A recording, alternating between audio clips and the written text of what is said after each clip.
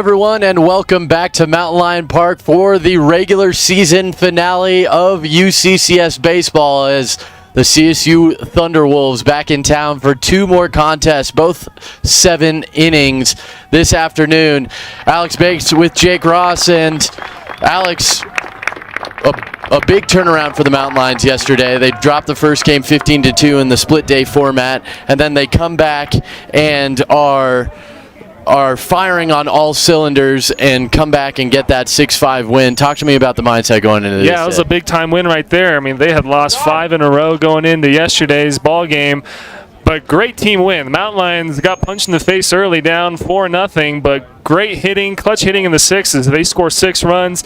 And then Erickson coming in and slamming the door shut. You like to see these Mountain Lions keep it going and take both games today to finish out their regular season. And to that point for pitching, both Jason Fink and Garrett Erickson were phenomenal on the mound for the Mountain Lions yesterday. You have Jacob Brown taking the baseball. Tough weekend for the Mountain Lions last weekend, getting swept by Metro State Denver, but very strong outing, 5 2/3 inning for Jacob Brown in those games. How does he keep that momentum going? Yeah, just looking out on the mound, the big 6'6" right-hander. He's got to be a difficult at-bat for these Thunderwolves. I think it's just locating that first pitch strike. The best pitch in the ball game is that first pitch strike, so we'll see if the freshman on senior day can quiet these CSU Pueblo Thunderwolves bats. And the Thunderwolves wearing their baby blues today. The Mountain Lions in their all blacks with gold numbers. And we'll get you the starting lineups here as the teams take the field. I'll begin first with the defensive lineup for the Mountain Lions. Out in left field, one of the seniors, all seniors except for the right fielder, Meaden. It's Aaron Jenkins out in left, Mikey Brinton in center with Meaden out in right, Bryce Peterson at third, Vander Hodges at short, Colton Trudeau at second with Caleb Stubbings at first, and Tyler Buckman behind the plate.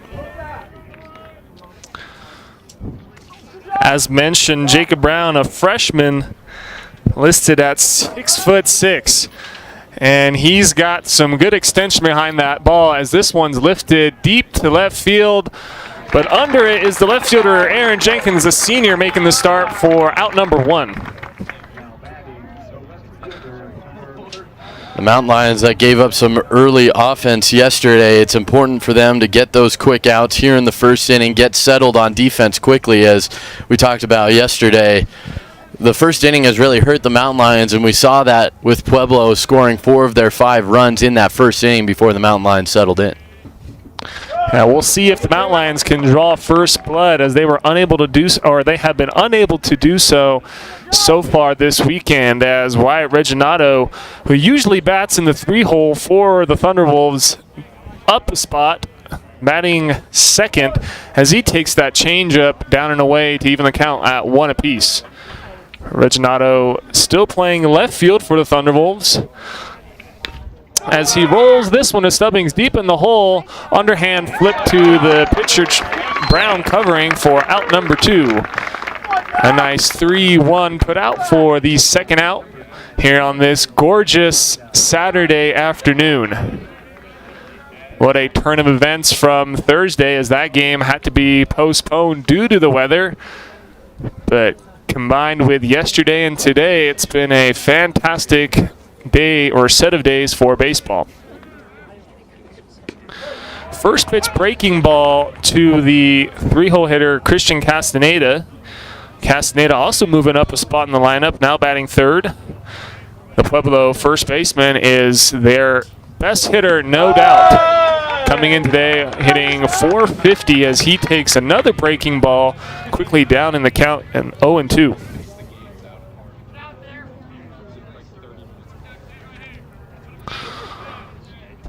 Brown with the kick. Fastball up in the zone. Crowd wanted it, but looked like it was a little too far off the plate. As UCCS looks to have their first 3-up, 3-down inning in the first inning of a ball game, and that'll do it. Looked like a changeup out in front of it was Castaneda. 3-up, 3-down for UCCS. That'll do it here in top 1. Bats are coming up next here on the RMAC Network. The NCAA and Rocky Mountain Athletic Conference value respect and are committed to evaluating good sportsmanship. We request your cooperation by supporting the participants and game officials in a positive manner. Profanity, racist, homophobic, or sexist comments or other intimidating actions directed at officials, student athletes, coaches, team representatives, or anyone in attendance will not be tolerated and are grounds for removal from the site of competition. We encourage you to cheer for your favorite team during today's competition. We appreciate your cooperation in creating a safe, positive, and inclusive game environment for everyone.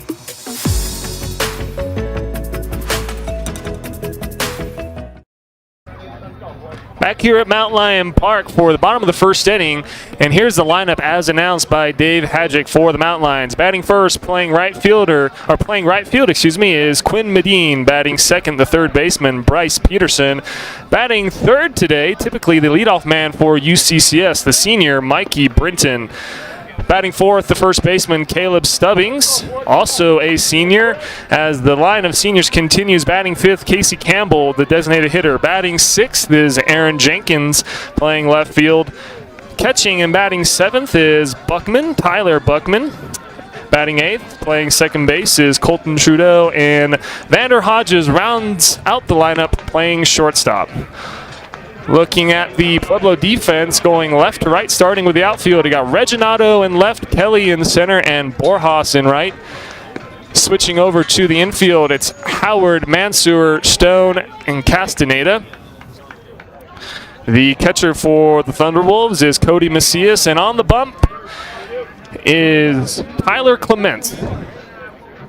Yeah, Clements coming in to this game, an .863 average, 2-2 in decisions on his year. This is just his fourth start of the season, 32 1/3 innings. Meaden takes a good fastball in the inner half for strike one. And as we celebrate the seniors on Senior Day, Quinn Meaden looking to step into likely that everyday center field role next year as a junior. This one, a ground ball up the middle. Nice play there by the shortstop, Mansour. And Jake, we've called his name a bunch of times over these past 3 days, and seems like he's making every play that he's had a chance to make. Yeah, he's been a solid glove out there, and really this is a very sound fielding team all the way through for the Thunderwolves. Saw a couple tough plays, but really they were in between hops. The drop fly ball in left field was a 50-50 play as Reginato laid out for it, ended up costing the Thunderwolves. But any routine plays you have to expect these Thunderwolves to have, and you see it there from Mansour at shortstop. Peterson lines this one into the right center gap, and that'll go to the fence, and one hop over the fence. Ground rule double there by Bryce Peterson. Seems like he's got some power in that oppo field gap there, Jake, as he cleared the yard yesterday. Similar spot. That ball lifted off the bat, one hopping over the fence for the first base hit of the afternoon for UCCS, and the first extra base hit as well.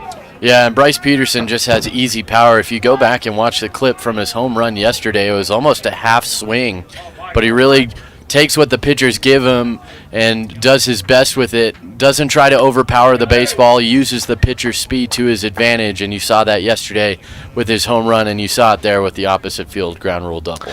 Well, we'll see if Mikey Brinton can bring him around home. Typically, Brinton in that leadoff spot, but Hadjic electing to put him in the 3 spot as he fouls this one back behind home plate.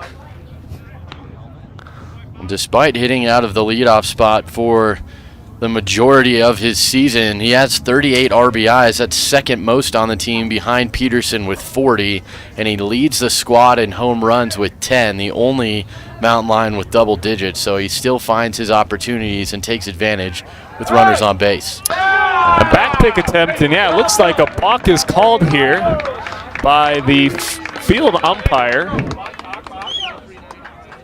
Perhaps the pitcher Clements lifting his left foot up first while trying to make the spin around pick throw over to second base, as the CSU Pueblo head man Bobby Applegate wants a quick explanation.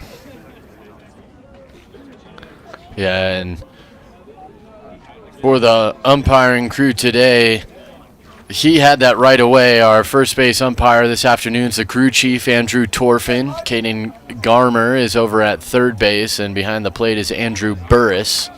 But Torfin was all over that right as Clements turned around and fired and pointed immediately at him, giving Bryce Peterson third base. So now with a runner on third, Brenton doesn't even need a base hit to get the Mountain Lions on the board here. Infield playing back, a ground ball will do it as he fouls that one off.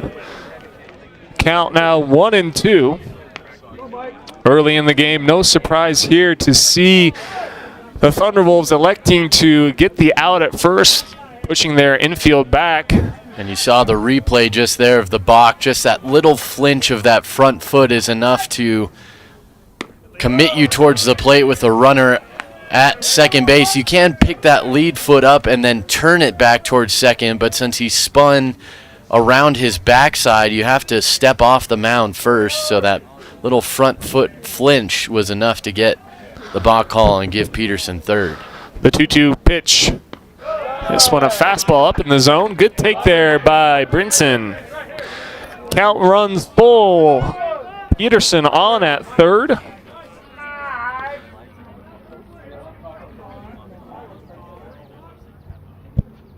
This one high in the center field. This will stay in the yard, but it'll put the Mountain Lions on the board as great hitting there by the three-hole Mikey Brinson. Fly ball to deep center field, easily scores Peterson. UCCS draws first blood indeed. And Bryce Peterson comes home, giving Mikey Brinton his 39th RBI of the season. And a sacrifice fly, as you mentioned, when you have a runner 90 feet away, you don't have to find your way on, and doing a job there for the Mountain Lions is Mikey Brinton. That'll bring up Caleb Stubbings, the sixth-year man, stepping up to the plate for his last ever regular season series at Mountain Lion Park.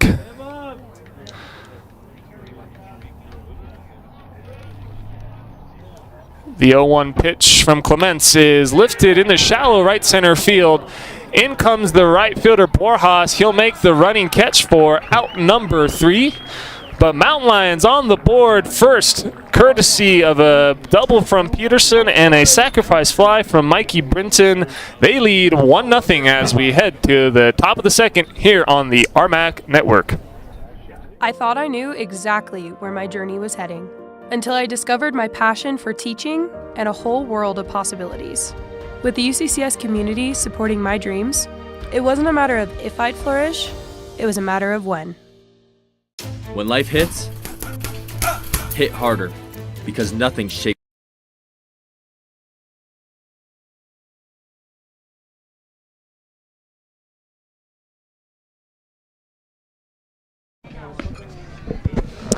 Top of the second inning here from Mountain Lion Park, Senior Day, as we celebrate the 14 graduating seniors here on the Mountain Lions. Mountain Lions doing a great job there, Jake, to draw first blood, getting that first run across the board. Absolutely. Getting that first run is big for momentum going through the game. Of course, we talk about the high-scoring games that we're used to here in the Rocky Mountain Athletic Conference, but just like it is in any sport, whether it's soccer, football, basketball, anything, the same's true here. Is getting that first run of the game is all important to get your guys settled in, comfortable with the way the game's playing, and puts your opponent on their heels right away. Yeah, it's been a good change-up for the Mountain Lions, as they've always, so far this weekend, have faced a deficit, but this time ahead. I'm sure the pitcher, Jacob Brown's, much appreciative of that one, as we welcome in Elijah Borjas, who made a running catch to end the bottom of the first inning. Takes strike one. Good fastball on the outer half. Straight up defense for the Mountain Lions here with nobody on and nobody out. The big right-hander with the 0-1 pitch. Half swing, but called a strike. So quickly down in the count with 2 straight fastballs is Elijah Borjas. Borjas batting fourth today as he skies this one into the right field corner. We'll see if we run out of room, and out is the call. From the booth here, we can't really see down that right field corner. but Meaden making a nice grab as he quickly ran out of real estate to get out number one. It's always tough for the outfielders in those corners. The fence is only 5 to 10 feet away from the foul line down there in the deep corners, so you have to be aware of where you are, where the fence is. And Meaden was very strong in locating the fence and staying with the ball all the way to the corner and making the grab for the first out. That'll bring up Logan Kelly, who squares around to bunt on the first pitch. He's playing center field today for the Thunderwolves. Breaking ball just outside. Jacob Brown nodding his head like, ooh, I wanted that one. Nice pitch, but called a ball. So the count now in favor of the hitter, 2-0. The 2-0 fastball skied up in the air. We'll see who's got it. Trudeau calling off Stubbings. That one a major league pop-up. Nice job by Trudeau to come down with it with two hands. That one was sky high, but what a start for Jacob Brown as he's getting weak contact. And even when Elijah Borjas really squared that one up into the corner, keeping them to the outside of the zones, and that one was outside the foul line. So even when you're getting good contact, the timing of the Pueblo hitters haven't quite caught up to Brown as of yet, and he's really attacking them here early in this game. So that'll bring up Kyson Howard, who takes a first pitch strike for the Thunderwolves, excuse me. So count now 1-1. But to your point, Jake, yeah, Brown's done a nice job of mixing and matching his pitches. Sometimes it's a first pitch curveball, sometimes it's a first pitch fastball, as this one is just foul. Howard smoked that one, but landing about a foot outside of the left field foul line was that ball. Would have been extra bases for sure.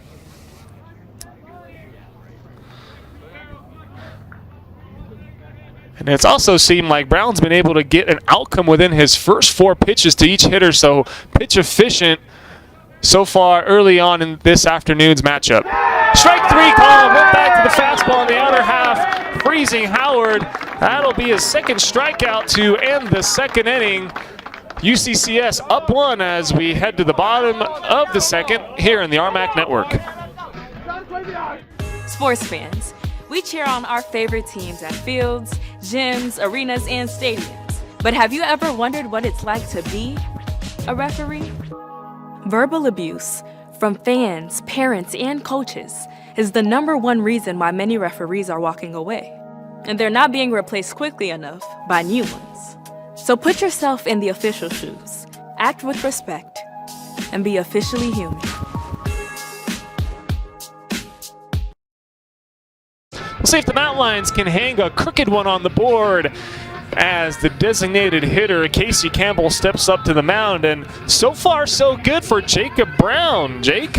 Yeah, he's really looked very comfortable, very deliberate with his pitches, but at the same time, he's just throwing the baseball. He's not trying to overthrow his pitches. He's trusting his pitch mix and letting the ball do its own thing. And you can see he's really got the Pueblo hitters uncomfortable at this point. Some sky-high pop-ups, weak ground balls. Really, the only well-hit ball was that one into the corner, and that was foul on the foul-out to Meaden in the corner. But beautiful day here at Mountain Lion Park, and some great baseball through the first inning and a half, and the Mountain Lions looking to pick up where they left off with their 1 run in the first inning. And it is a packed park this afternoon. Senior day, as previously mentioned, so a lot of families here to cheer on their loved ones as Casey Campbell, the left-handed hitting designated hitter, also a senior, looks to perhaps hit a senior day bomb here. What do you think?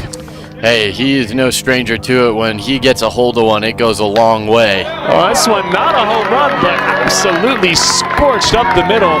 Almost takes the head off of Clements as Campbell is on with a leadoff base hit. And Casey Campbell, his whole career, has loved to attack first pitch fastballs and got one there in a hittable position, returned it right back up the middle, and the Mountain Lions are off and running with their leadoff hitter on base after just one offering. First pitch hacking was Campbell, and we'll see if Jenkins follows suit, the left fielder for UCCS. does in fact follow suit with a first pitch hack. You know, I really love when hitters try and jump on that first pitch fastball. Odds go heavily against your favor if you take that first pitch strike. So as a hitter, you want to be ready pitch number one, and both Campbell and Jenkins doing a nice job there. That one a breaking pitch, a nice tight slider there by Clements. Catches Jenkins in a check swing, called for a strike, so count quickly now 0-2. Yeah, that one looked like it was going to slide off the plate, but just didn't bite as hard as Jenkins thought. Caught him with the check swing. 0-2 fastball fouled back behind home plate. Jenkins been on that fastball, so it's been fastball, slider, fastball, and Jenkins fouling off both of those heaters from Clements. If I were the catcher right here for Pueblo, I'd be calling that slider down the dirt. That's Macias. We'll see if him and I are thinking on the same page. As Clements steps off, count remains 0-2.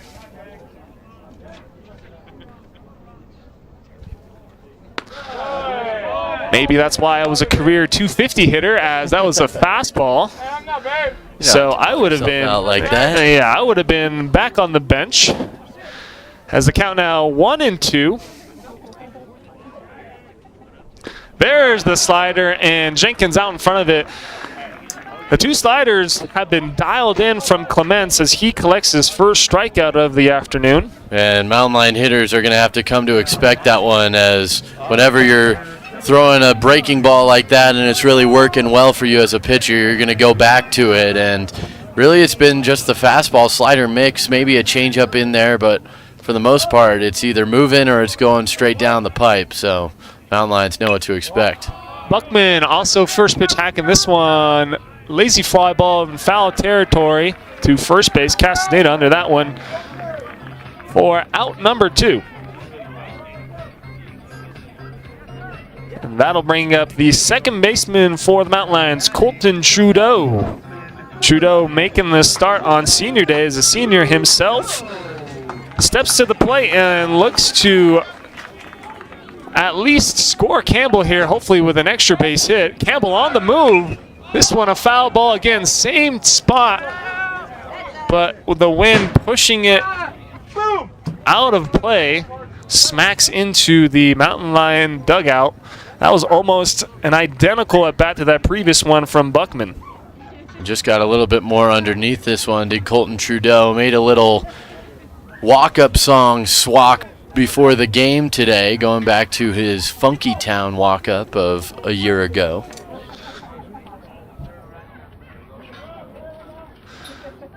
That one a breaking ball, called for a ball. And if you can tell, Jake watches a lot of UCCS baseball games. Only I think he would know that one about the walk-up song. Trudeau coming in with a 267 clip. Looking to score another run here in the bottom of the second. Check swing, good take there.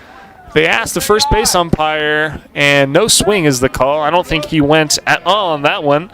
So good take there by Trudeau. Makes the count 2 balls and 1 strike.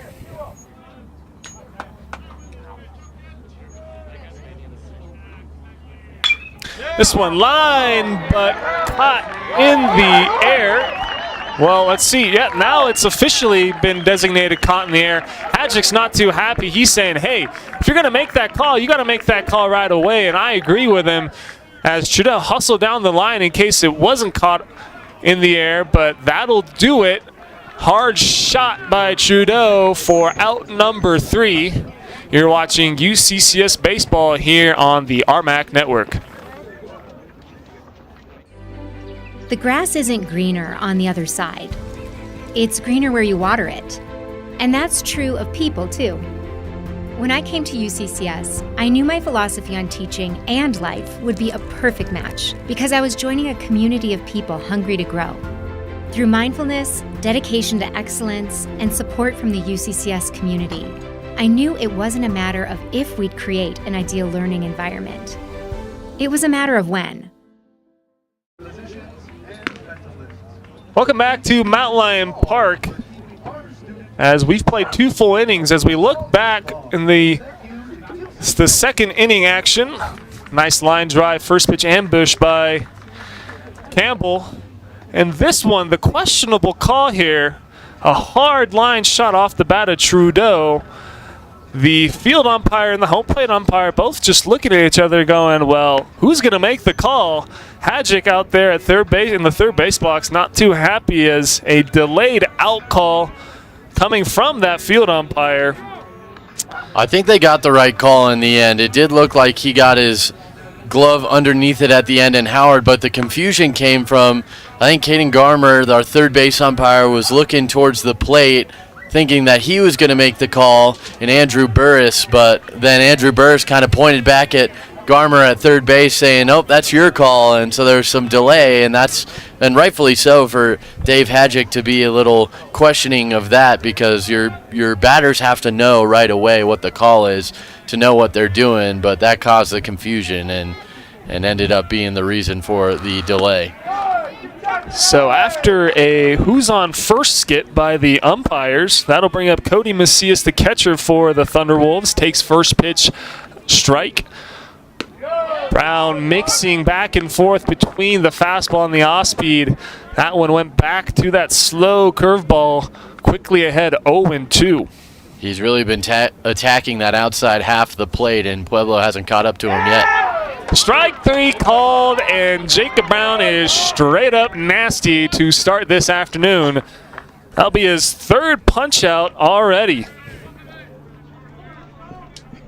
Good morning, good afternoon, and good night there as Cody Macias watches all three, and the catcher for the Thunderwolves, you would think he has started to feel out that zone a little bit, but wasn't comfortable with that outside pitch. Watch all three go by him. Up to the plate now for the Thunderwolves. It's their second baseman, Brad Stone. Stone played third in the second game yesterday. He also left the ballpark with a 3-run shot. He is now ahead of the count 2-0 as the wind is picking up here, and I don't believe my eyes. I think the wind is blowing in again. That's 2 days in a row now. Usually Pulpit Rock out there shields the wind from blowing straight in towards the plate, but that's twice we've seen that back end of the American flag blowing right at us. So Brown is in jeopardy of surrendering his first base runner as the count's now 3-0. Taking all the way is Stone, so the count now 3-1. We'll see if Brown can keep his efficient outing on track here. 3-1 misses up and away, so that'll be the first base runner for the Thunderwolves. Stone on via the base on balls. To bring up Rob Mansour. He's batting ninth for the Thunderwolves, Jake, but looking back at his box score yesterday, he didn't record an out until his very last at bat, roping a couple balls into that left center gap. Yeah, and we talked about it in the final inning, as usually you get the toughest part of the lineup in that final inning, and though for the Thunderwolves, it was 8, 9, and 1 due up in the inning. Those were the most productive hitters of the day for CSU Pueblo, and sure enough, it found the Mountain Lions in the closeout inning. Mountain Lions so far this season have heavily utilized the double play ball as they turned a few double plays themselves again yesterday. So we'll see if we got some defensive action in the works here. One pitch away from ending the inning as Stone takes his lead off first base. Oh, pickoff attempt, and this one sails way out of play into the dugout. That one was a heater from Brown, but way over the head of Stubbings. The Stubbings and the first base coach of the Thunderbolts have a little chuckle. No way Stubbings was going to come up with that one as Stone moves up a free 90 to second base into scoring position. Yeah, it'll be the first error we've seen of the day for either team on the E2T, and really the first kind of miscue we've seen overall from Jacob Brown. This one a high chopper, playing the high hop is Xander. He's got to get rid of it. He does. And that's a nice play right there. I thought the only play there, Jake, was for him to come charge it, but the Gold Glove shortstop knew otherwise. He knew he had a strong arm, waited for that long hop, and fired a strike across the diamond to Stubbings for out number 2. And that kind of magnifies the error, though. Moving up to third is Stone, and that could have been a double play opportunity for the Mountain Lions. Would have been tough with that in-between hop to get both runners, but you never know. And as the lineup card flips to the top of the lineup, Brad Stone 90 feet away from tying the game. So that'll bring up Noah Williams, the designated hitter and leadoff man for the Thunderwolves for his second time up. The 0-1 pitch to Williams is lined into the left field corner, and that's down for extra bases. So in the score is Stone, rounding first. In the second with a stand-up double is Williams. And I think Williams has gotten his stroke back after leaving the yard in his last at-bat yesterday afternoon. That one using the big part of the field as he lines that one in the left field corner to tie the ball game up. Yeah, and a great point there. He walked in his first at-bat in Game 2 yesterday before grounding out, striking out, and popping out. But in the top of the ninth, got that one run back for the Thunderwolves to put the Mountain Lions in a little bit of a pressure situation to close out, and picks up where he left off with the RBI single here. I think you and I both knew that one-run lead was not going to hold here in the hitter-friendly Mountain Lion Park, as Wyatt Reginato, the left fielder for the Thunderwolves, up for his second time. He grounded out to Stubbings, the first baseman, his first time up. Brown with the signs and delivers, swung on and missed. Foul tip, actually, was the call by the home plate umpires. The count evens at 1-1. Well, and this is good from Jacob Brown, though. He gives up the run there. Evens the game with CSU Pueblo going right back and trusting his stuff, going right after and attacking these Pueblo hitters. That one looked like a changeup, misses way up and away. We'll see if Brown can navigate this early traffic, as the Thunderwolves do answer back here. So the score now is 1-1 for each team. The 2-1 pitch is a fastball up and in. That looked like a better pitch than Reginato acted like it was. I was right at the letters for me. I think you're right. Reginato with a little sell job there, perhaps looking out over the plate. And Brown going back in, almost hitting Reginato. It's a count now 3-1. This one lined back up the middle. In to score easily from second base is Noah Williams. CSU Pueblo will take the lead here in the top of the third. And that's what you kind of wanted to avoid there, Jake. I know it's only a 2 spot here in the top of the third, but a crooked number nonetheless. You feel a lot better about yourselves if you're the Mountain Lions, if you're able to just come out of the inning with just 1 run, as Danny Silva, longtime Mountain Lion himself, now the pitching coach, goes and talks to his pitcher on the mound. Yeah, Danny Silva, the UCCS program leader in many of the pitching categories, including strikeouts, starts, and wins for UCCS, now on the staff as the pitching coach. And just trying to calm Jacob Brown down here, make sure he continues to go after pitchers. A strong start. He retired the first 7 Thunderwolves before the walk here with 1 out to Brad Stone, and then the double to Noah Williams, both later coming around to score. And now you got the tough bat and Christian Castaneda, who you were able to get the swing and miss from in the first inning. We'll see how Brown attacks him the second time around. Yeah, Castaneda is a dangerous hitter indeed. As the runner takes off, throw down to second is not in time. Bang, bang play again, and Hadjic is out again. This whole weekend, we've had a ton of bang, bang plays, and I don't think any have gone the way of the Mountain Lions. Hadjic awaits an explanation from the field umpire, as it was a good throw by Buckman, tailed up the line towards the second baseman a little bit, but Trudeau doing a nice job to apply the tag in the back of Reginato. See the replay here. The pitch was up, and it's just whether or not they got the tag on the runner. It looked like Trudeau got the backside of Reginato as he moved up, and Trudeau immediately talking back to the umpire as he thought that he made that tag, saying, I got him, but it will be a stolen base for Reginato.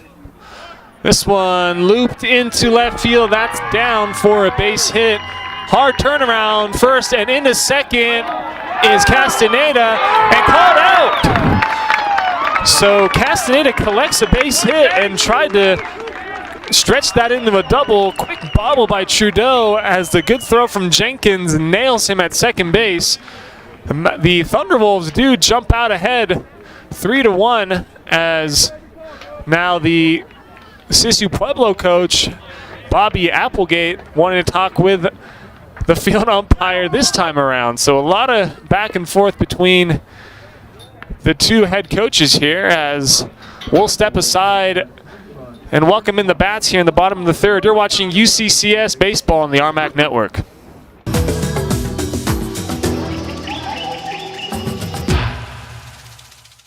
The majestic mountain lion, one of nature's most powerful predators, primarily indigenous to the Americas.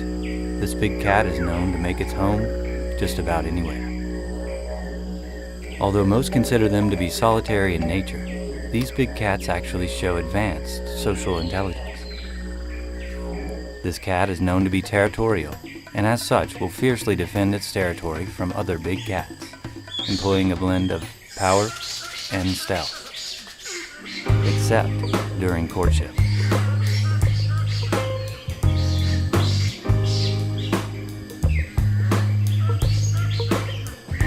UCCS, find your inner mountain lion. From dog tags to diapers and everything in between.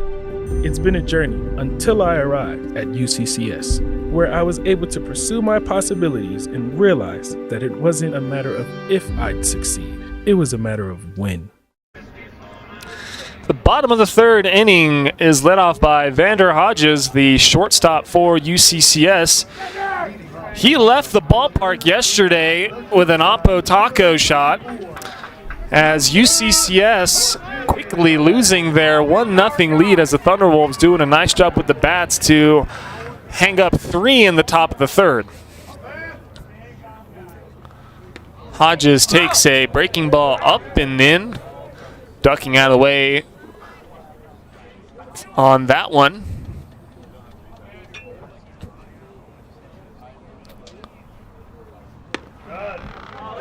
Hodges, one of 14 seniors here for UCCS, takes a fastball on the inner half to even the count at 1-1.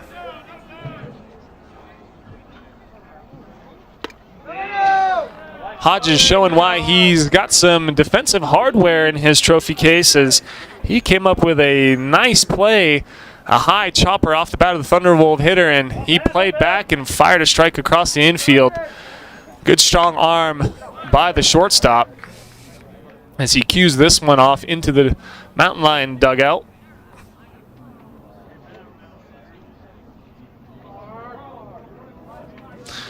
Count now 2 apiece to Hodges. Swung on and missed, back to that breaking ball, and out in front of it was the shortstop for out number 1. Yeah, just not seeing Clements very well that time around for Vander Hodges. We'll see if these two match up a second time, as now that we're into the third inning, no guarantee that the next time the Mountain Lions get back to Hodges in the order that Clements will be out there, but a second shot for Quinn Meaden, who grounded out to short his first time. Meaden takes a first pitch breaking ball, and I see that a lot, especially with the second time around the lineup, the starting pitcher starting the leadoff guy with a first pitch breaking ball as he goes back to the fastball there. I think taking a page out of Jacob Brown's book. Outside of that third inning, doing a nice job of mixing back and forth between the fastball and the breaking pitch, keeping the Pueblo hitters off balance. As Meaden takes that one, looks like that was another breaking ball or changeup from Clements, the Pueblo pitcher. So the count now 1-2 with 1 out. This one in the 5-6 hole. Diving play made by the third baseman, Howard, but unable to come up clean on the transfer. So that'll be an infield single for Quinn Meaden, the right fielder for UCCS, on for the first time this afternoon. Yeah, tough play diving down there at third base for Kyson Howard. Just lost it on the transfer as he tried to pop back up. And it will be an infield single for Meaden. to get the first base runner here in the third for the Mountain Lions with one out. We'll see if Meaden takes off here. Good speed from the outfielder as Peterson takes ball low to open his at-bat.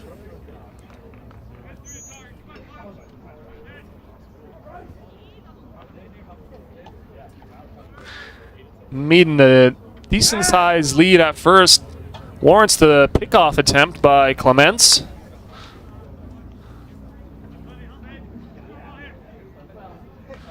Mikey Brinton waits on deck, had that RBI sacrifice fly his first time up.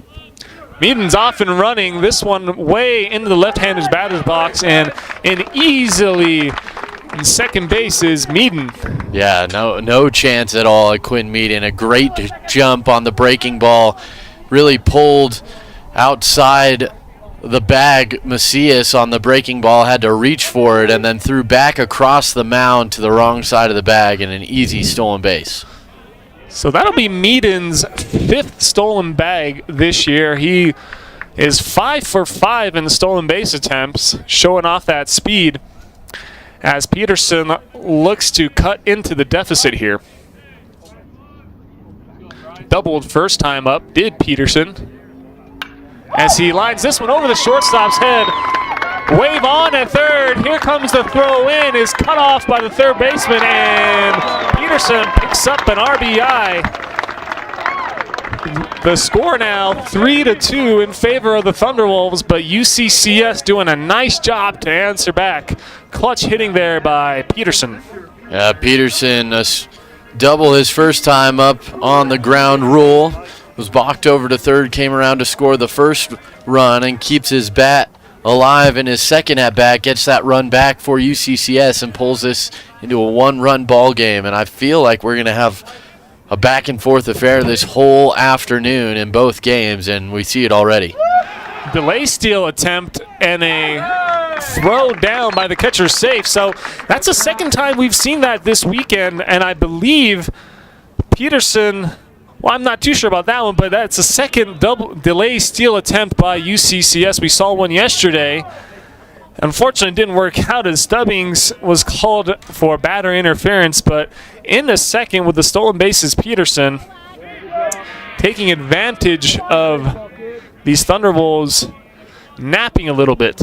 Yeah, and it would have been an easy stolen base yesterday as well for the Mountain Lions, as Stubbings with the interference cut down Caleb Chance, but he was easily there as UCCS being aggressive, trying to get the offense going on the base paths. This one in the left field corner, just foul. Ooh, that was close. Yeah, that was a foot or two from being a fair ball, and tough break for Britton there, and that would have been extra bases for him for sure going into the corner in left field. So we will do it all over again. The count now 1 ball, 2 strikes. Peterson on at second base. Brinton, the senior, looking to tie the ball game up here. Swung on and missed.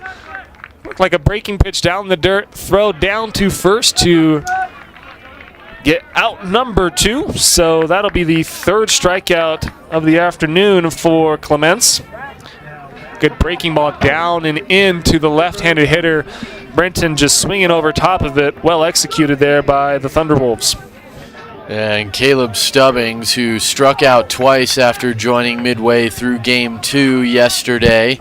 In the conclusion of Game 1, he also had a strikeout, so a 3-strikeout day. He made good contact in his first at-bat, but hit it right at the right fielder, Borjas, so starting to see the ball a little bit better, but has to find some open space now for Stubbings. We'll see if Stubbs can pick up his teammate here, as Peterson is still on second base with now 2 outs. This one, foul ball out over the bullpen. Just a hair behind there on the off-speed pitch, kind of locked up Stubbings for a second, caused him to be late, but that was a very hittable breaking pitch that was left high up in the zone.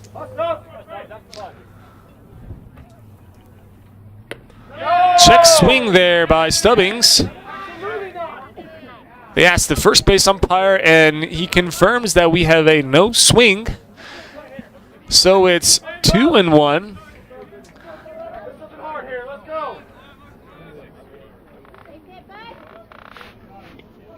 Clements with the pitch. This one skied into center field. Back on it is Kelly. He's under it and nabs it for out number 3. Mountain Lions do answer back 1 run. Cuts the lead down to 1 run as Jake is back on the call to start the top of the 4th here on the RMAC Network. Necessity is the mother of invention, but innovation as a whole, that's what drives disruption. And that's what drove UCCS and me to create the Bachelor of Innovation, the only degree of its kind in the world that takes students from the classroom to real scenarios that have real impact.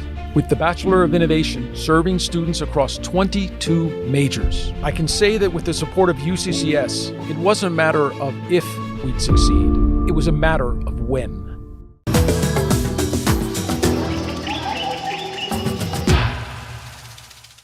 The mountain lion is one of the strongest members of the feline family.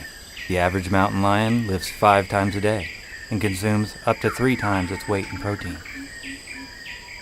It shares many characteristics with its domestic counterparts, the good and the bad. UCCS, find your inner mountain lion. Welcome back to Mountain Lion Park as UCCS getting a run back in the bottom of the 3rd inning after surrendering 3 to start. And it was the slashed RBI single from Bryce Peterson as you can watch Quinn Meaden motoring around 3rd using that speed. It was cut off in the infield to allow Meaden to score without issue. And the Mountain Lions trail it by 1 as the Thunderwolves look to add to that lead with Elijah Borjas leading off 4, 5, and 6 here in the Thunderwolves' 4th inning. Jacob Brown still out there for the Mountain Lions, just 38 pitches through his first 3 innings of work, and he's like that outside half of the plate. Missed just a little bit low on that one to open this at bat, but has been pounding that outside half.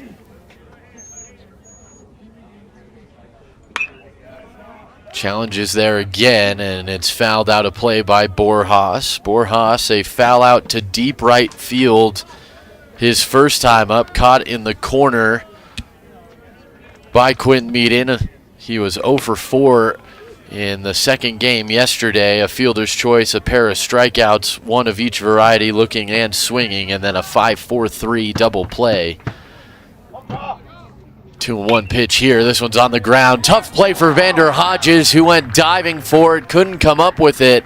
And a leadoff single for Borjas. And again, base runner for CSU Pueblo, and the first hit in 2 games for Elijah Borjas. He had a single back at UC Health Park in the original start of game 1.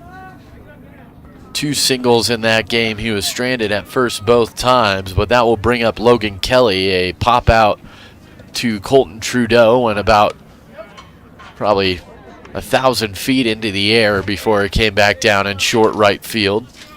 Takes ball 1. Saw him square around a bunt there. Say no surprise as they look to advance Borjas an extra 90 feet. Tight ball game so far this afternoon.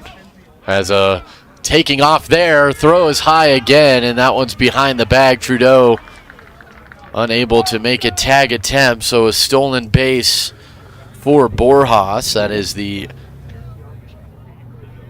second stolen base we've seen from the Thunderwolves in this game. And I think Kelly's bunt attempt, well, he went to square around the bunt, probably on purpose to throw off Buckman, the catcher for UCCS. The throw down into second base as it tailed high and away from the bag. That looked like a pretty good spot, but it'll run to 3-0. Just missing off that corner of the plate. as the Thunderwolves trying to match the aggressiveness on the base paths of UCCS. Runner on second, nobody out. The 3-0. That one's right in the middle of the zone. Logan Kelly taking the whole way, 3-1. Would you attack on 3-0 when you were playing, or were you a watch guy? You think Hadjic has given us the 3-0, Jake? As this one skied into center field, back to the wall, and this one's going to sail over the head of Britton and out. A 2-run home run for Logan Kelly, and 2 batters and 2 runs before an out's recorded here in the 4th as the Thunderwolves add to their lead. It's 5-2. It's a great lesson there for the young pitcher, the freshman Jacob Brown, on why you got to start ahead in the count. As we look at this replay, I mean, this ball was obliterated into that right center corner. Out of here as the Thunderwolves look to extend the lead. Going small ball here, backhanded by Brown, quickly to first and motoring his way on with the bunt single is Kyson Howard. And in business here once again is the Thunderwolves. That's just good baseball right there. Coming off of that nuke from Logan Kelly, the defense not expecting a drag bunt. Howard, I think, knew that and lays down a perfect drag bunt in between the mound and the third base line. And if you watch the follow through of Jacob Brown, he does fall off towards the first base side, so trying to just punch that one towards the third base side of the mound, and doing so very nicely was Howard, who stays put on this one as strike one's delivered to the plate to Cody Macias, but very well executed play there by CSU Pueblo.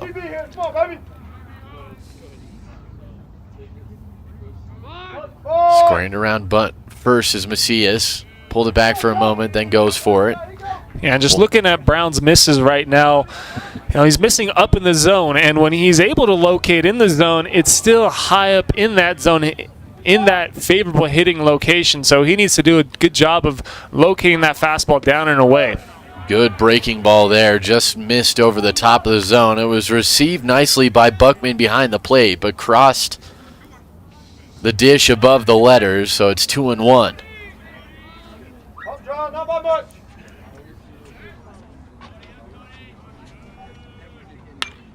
As this one's a jam shot up the middle, caught easily at the back of the infield by Trudeau. First out of the inning, returning to first, forced to do so, is Howard.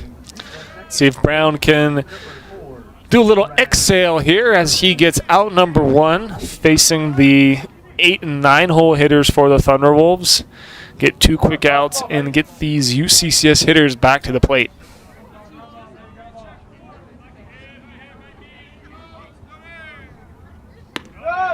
And a nice breaking ball just misses there. That one looked like it was the opposite of the little curveball we saw before. Crossed it at the knees and was received below, but instead the ball is called first, 1-0.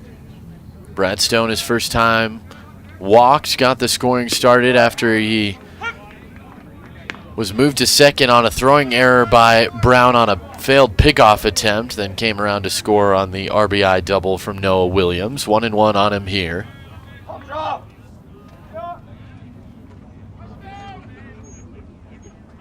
The pitch just off the outside of the plate, a good spot, but seeing it well with Stone. He spit on it. 2-1.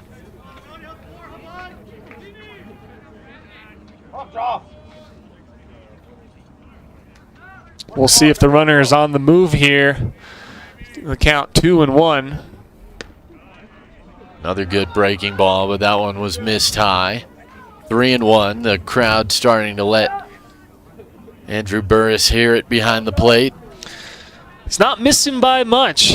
So I feel with these fans, you'd like to see at least one of those pitches called a strike. The 3-1. Went heater and a lazy swing from Stone, and the count goes full. This is where you really have to focus in if you're Jacob Brown. Some frustrating decisions on some of your early pitches, but you just have to make one, and then a ground ball will get you out of the inning. 3-2. Left high, and first and second now as Stone makes his way on with the base on balls. Second of the game.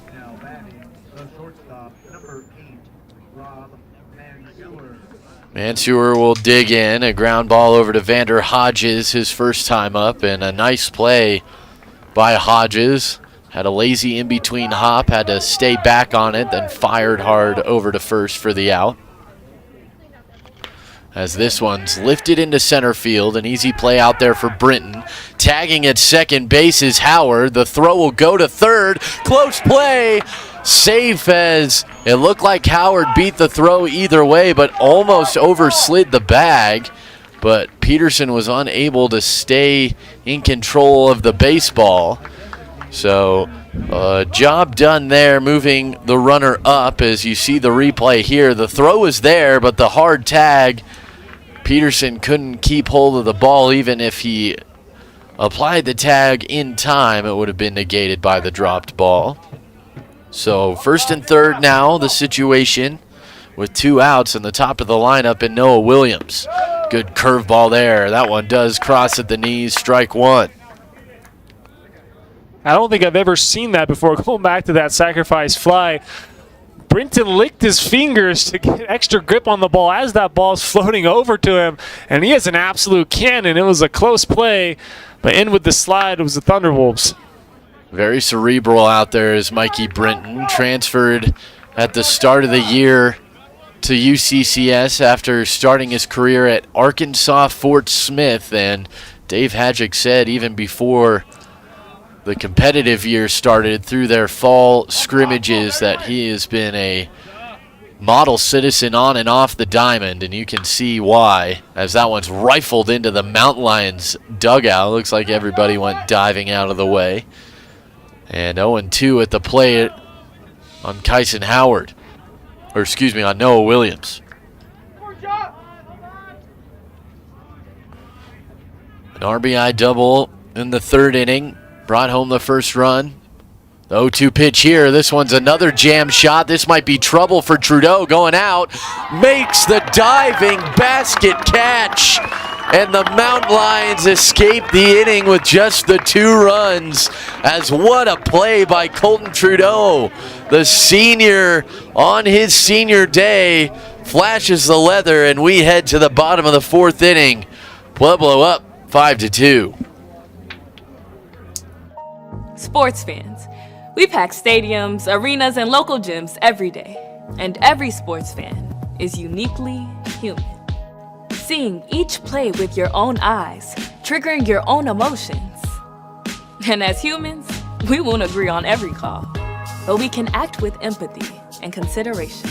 So put yourself in the official shoes. Be more than a fan. Be officially human.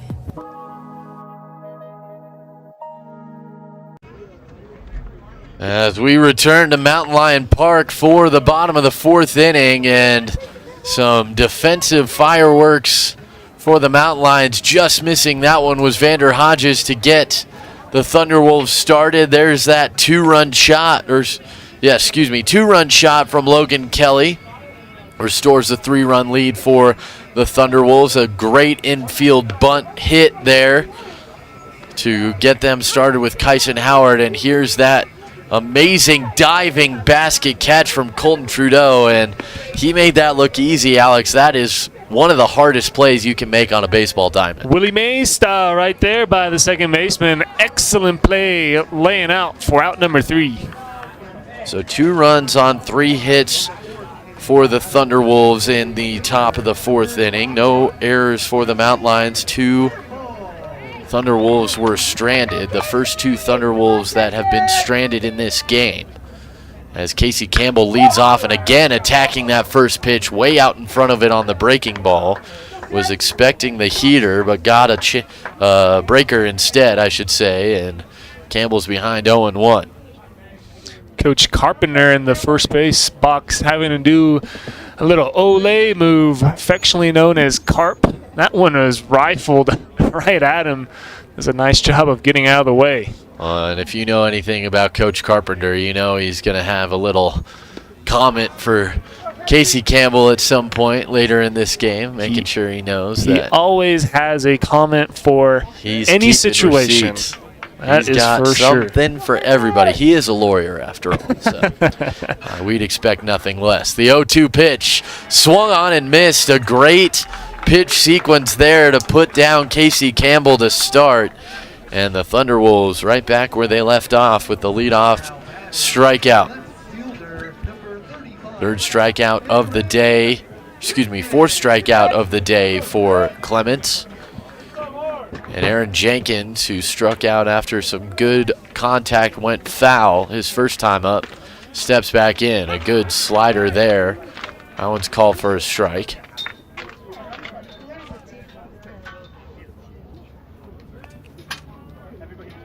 Straight up defense, a little shaded towards left field. This side of second base is Kelly in center field as that one misses to even the count 1-1 on Aaron Jenkins. Aaron Jenkins was much more common in the lineup a year ago. His first season in Colorado Springs, one of our seniors we're highlighting here today, has only played a handful of games this year, but it's tough to get him in there when all three of your starting outfielders are hitting 400 in Dylan Vroman, Mikey Brinton, and Hayden Iverson. All three of them in the high 300s now, except for Brinton, that's right at 400. As this one's lined in a jumping catch by Brad Stone. Hey, good barrel, good barrel. Tough break there for Aaron Jenkins, but perfectly timed at second base. And Stone robs a single. It's like we're trading web gems here by the two second basemen as Trudeau lays out to end the threat in the top of the fourth, and then the Thunderwolves second baseman Stone returning the favor as he hits the Jumpman logo and gets that line out. That was a great play by Brad Stone. You have to jump perfectly to be able to pick him out of the air like that, and right at the apex of his jump, he snagged it from Jenkins. First pitch fouled off by Buckman. That one's inside 1-1. Definitely no credit card hops on that one, Jake. Oh, absolutely not. He was a good 3-4 feet off the turf to get to that one. The 1-1. Buckman gets underneath this one. It should leak out of play and will. So 1-2 on Buckman as he'll return to the plate. Beautiful day here in Colorado Springs. 70 degrees is our temperature reading right now. Sunny, not a cloud in the sky over Mountain Lion Park. And that American flag out in left center field is completely still. As this one's on the ground to Howard at third. Kyson's up with it, fires it across, and a nice 1-2-3 inning worked there as Buckman goes down with the ground out, and settling in nicely here is Tyler Clements. The Mountain Lions back on defense when we return. The Thunderwolves by 3. I've always been motivated to make a positive change, whether it was becoming the first in my family to attend college or taking care of the next generation as a nurse. When I chose UCCS, I didn't just pick a school. I chose a like-minded community hungry to make a difference with me. Now living my dream, working at Children's Hospital, I can say that with UCCS, it wasn't a matter of if I'd succeed, it was a matter of when. Back here at Mountain Lion Park, a beautiful day as you see that wonderful view we have, and another great view here as Brad Stone robbing a single from Aaron Jenkins for the second out in that bottom half of the fourth inning. And Pueblo's defense really starting to settle in here as the Mountain Lions try and keep their momentum going. Jacob Brown still out there, 63 pitches thrown, and has been pretty efficient just the last two innings, has struggled a bit. Only one or two mislocated pitches, though, has been the difference for Brown. And good teams are going to capitalize on those mistakes. In the game of baseball, it's not a matter of hitting the pitcher's pitches. Good hitters will just take that and wait for the mistake. And the freshman in his third and fourth inning, made a few mistakes, and you can look at the scoreboard. The Thunderwolves taking advantage. And the Mountain Lions right now sitting in the 5th seeded spot in the RMAC tournament as they try and cement that with a win here today. Adams State up at Regis has to lose their final game for the Mountain Lions to confirm that 5 seed, or the Mountain Lions win one game on their own here, as I know if you asked UCCS, they want to take care of business themselves, as that one swung on and missed on the breaking ball. First pitch to Reginato. Fools him. Looking at that playoff picture, it's a big difference between me and that 6 seed and the 5 seed. If you're the 6 seed, you have to play Mesa at their place, and you can attest to it's a different ball game playing them at home. Chopper to the right side, easy play for Caleb Stubbings, and covering the bag, Jacob Brown records the out. And Reginato on 3 pitches is the first out of the inning.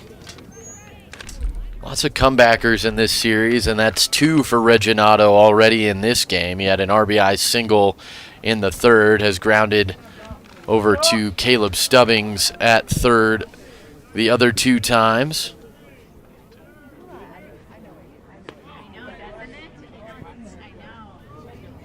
As this one's outside for ball 1 on Christian Castaneda. A strikeout and a single, but was thrown out at second trying to stretch it to a double.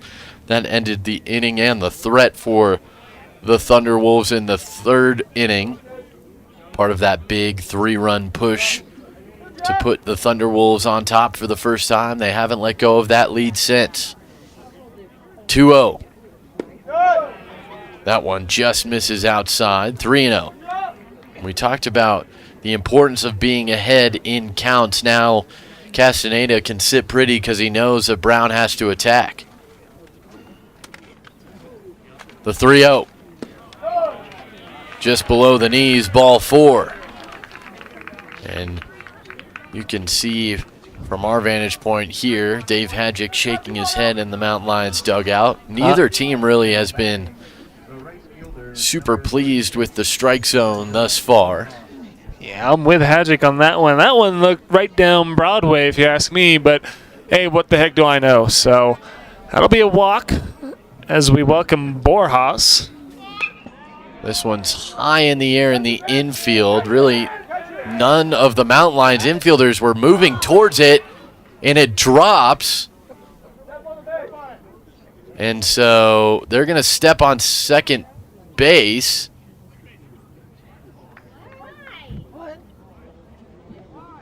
I'm not sure what the call is here.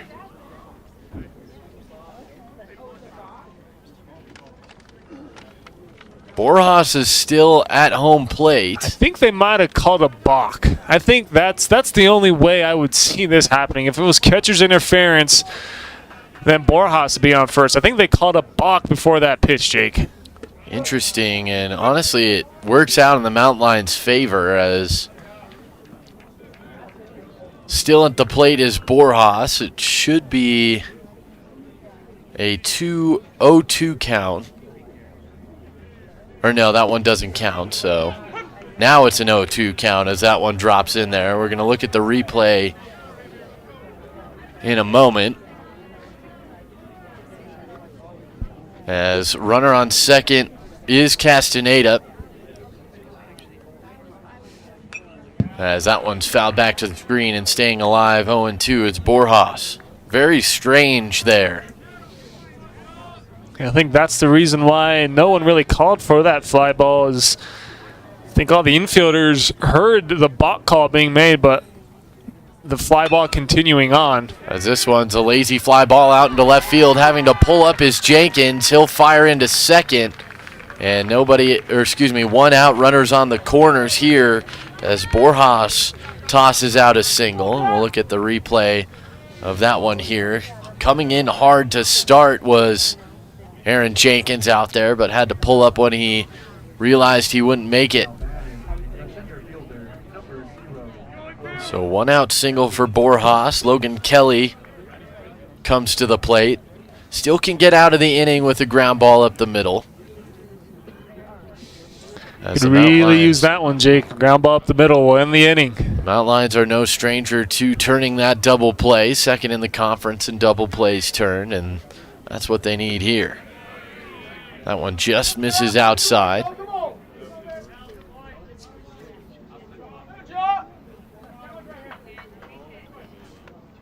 Kelly, the home run to right center field his first time, as that one drops in there for strike one.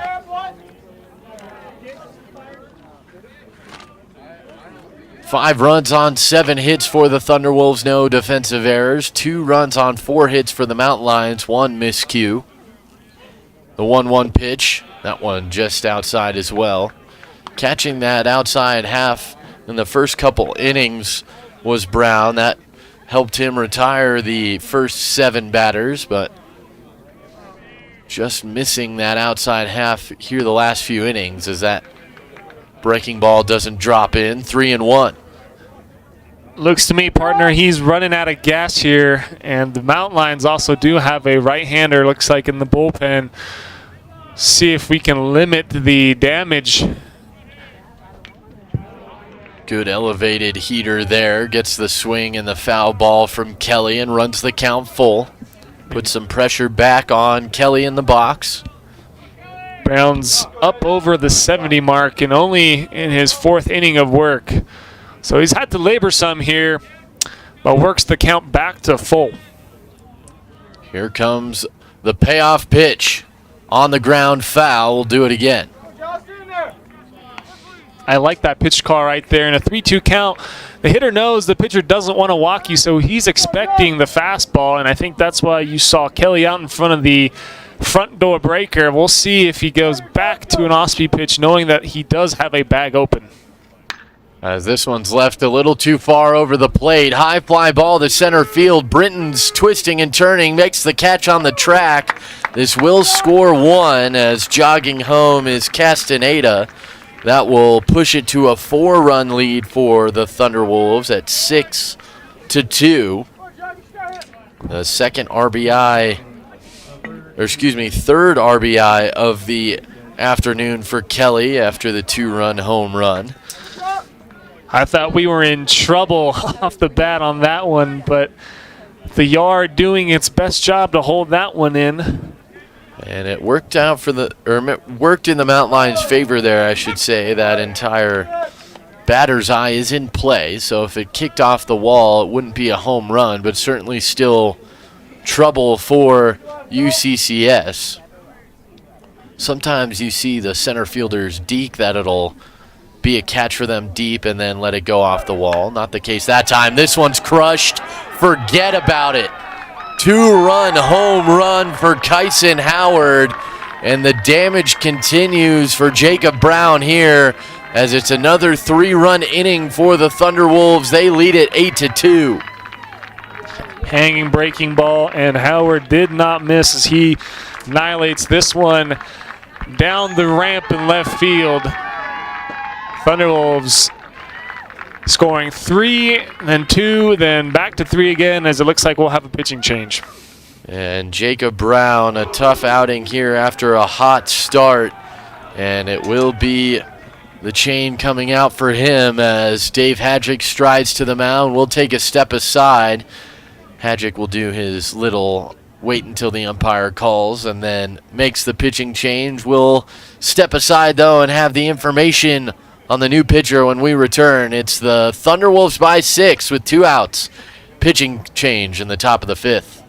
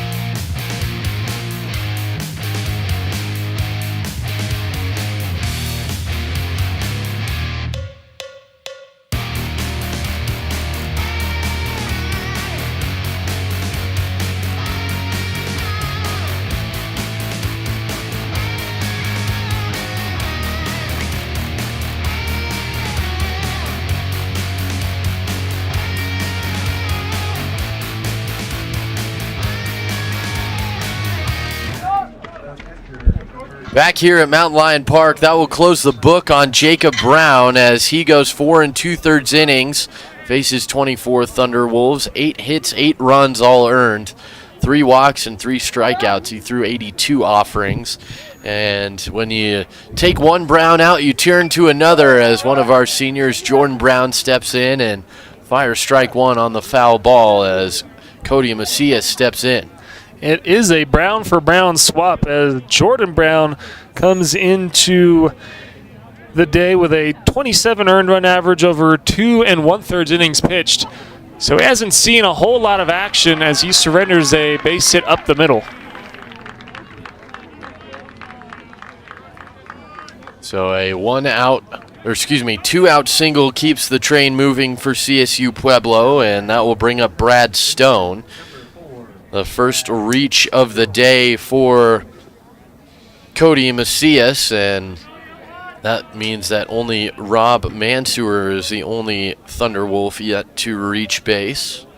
As Brad Stone, his last 2 times, he's yet to have an official at-bat with a pair of walks in this game, and called strike one as it's lifted over the head of Jordan Brown. He'll chase it down in the infield.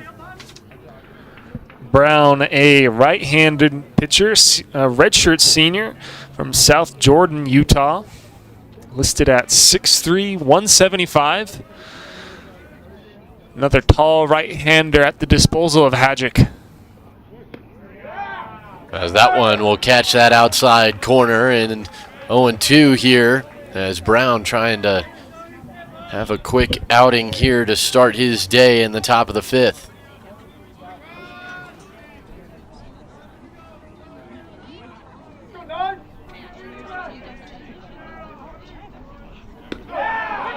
Strike 3 called on the looping curveball, and that will end the inning. But damage done. Another 3-run inning for CSU Pueblo, and the Mountain Lions with their work cut out for them with a 6-run deficit. We head to the bottom of the 5th.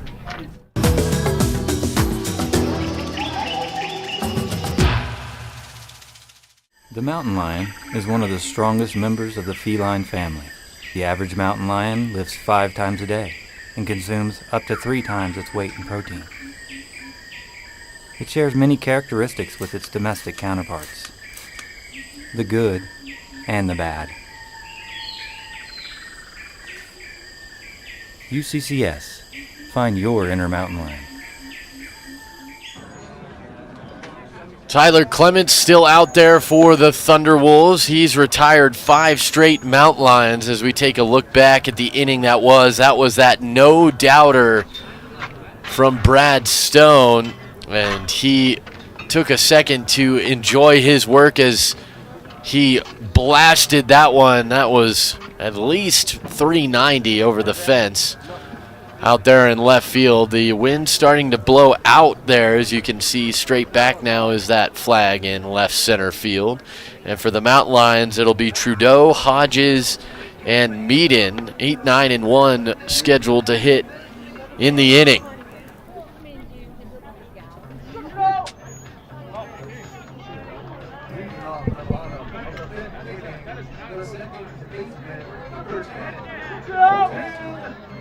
So Colton Trudeau will lead things off here as the Mountain Lions trying to get their offense going once again.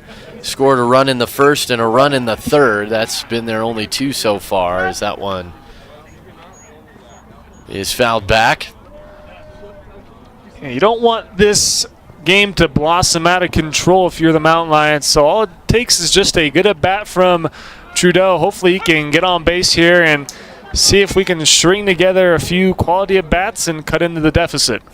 Couldn't catch up to the starting heater, and then watches a good breaking ball skim the edge of the zone. 0-2 now.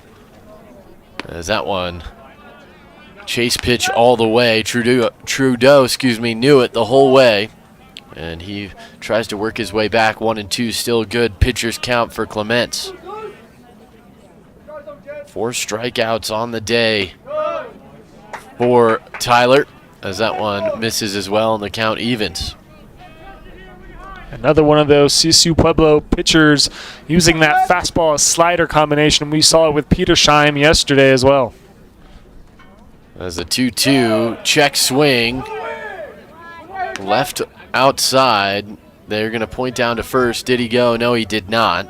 As the count runs full, and impressive here from Colton Trudeau. He only has a handful of at-bats on his season, has been mostly pitching for the Mountain Lions this year, as that elevated heater gets him to bite, and he swings through it for strike 3, as the 5th strikeout victim of the day for Clements is Trudeau.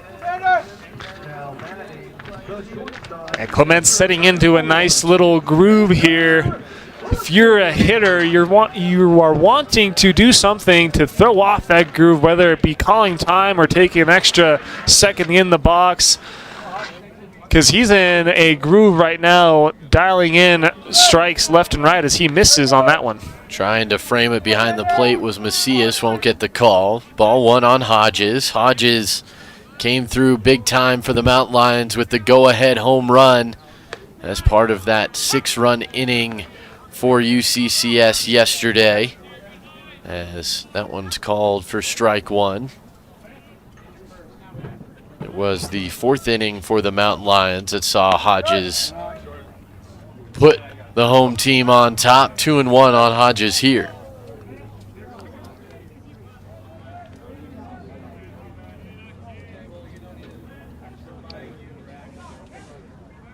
The 2-1 pitch. Left low, thought about it, did Hodges, did not go around. 3-1. Soft breeze out towards the left. Again, just a gorgeous afternoon here at Mountain Lion Park. Saved the best weather day for last, as that one's rifled back to the screen by Hodges. He's going to want that one back. Got ahead in the count, 3-1. Knew the fastball was coming and just missed it. Very hittable pitch. Now, with a full count, we'll see if Clements will expand the zone like he did the previous at bat. That one's hit well, but way foul, out of play. It's probably a 280-foot foul ball there from Vander Hodges. Just underneath it. 3-2, 1 out, bases empty. Another payoff pitch, and another offering will come to Hodges as he continues to battle. Battle indeed, and that was 3 straight fastballs since the count hit 3-2. Clements does have a nasty slider in the back pocket. We'll see if that'll come out here against Hodges. 9th pitch of the at-bat here. Outside, ball 4, and the battle won by Vander Hodges. And after the 5 straight retirements from Clements, you knew that you're going to have to claw your way on if you're the Mountain Lions. And Hodges does just that, flips it over for Quinn Meaden. That's just a great at-bat right there, Jake. He kept battling and battling and battling. Clements went back to the heater to try and finish him off, and good take right there by the shortstop.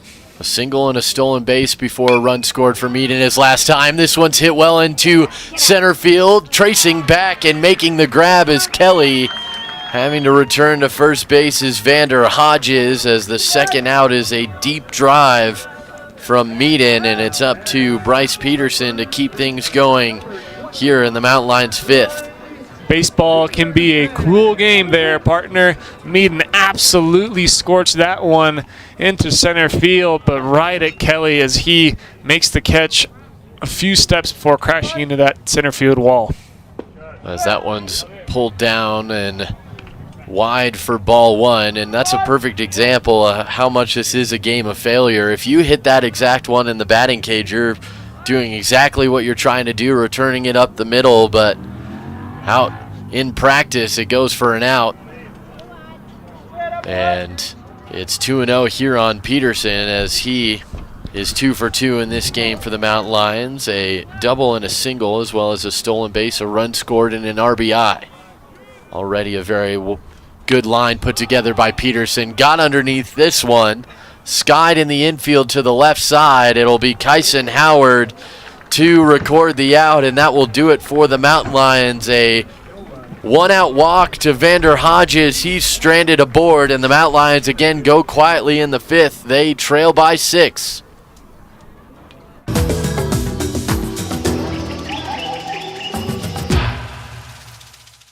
The mountain lion is one of the strongest members of the feline family. The average mountain lion lives 5 times a day and consumes up to 3 times its weight in protein. It shares many characteristics with its domestic counterparts, the good and the bad. UCCS. Find your inner mountain lion.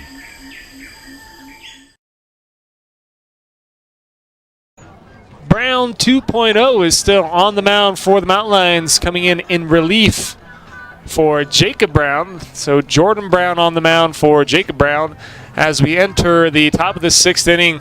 Mountain Lion bats going quiet since the bottom of the 3rd inning, as they are still looking at a 6-run lead.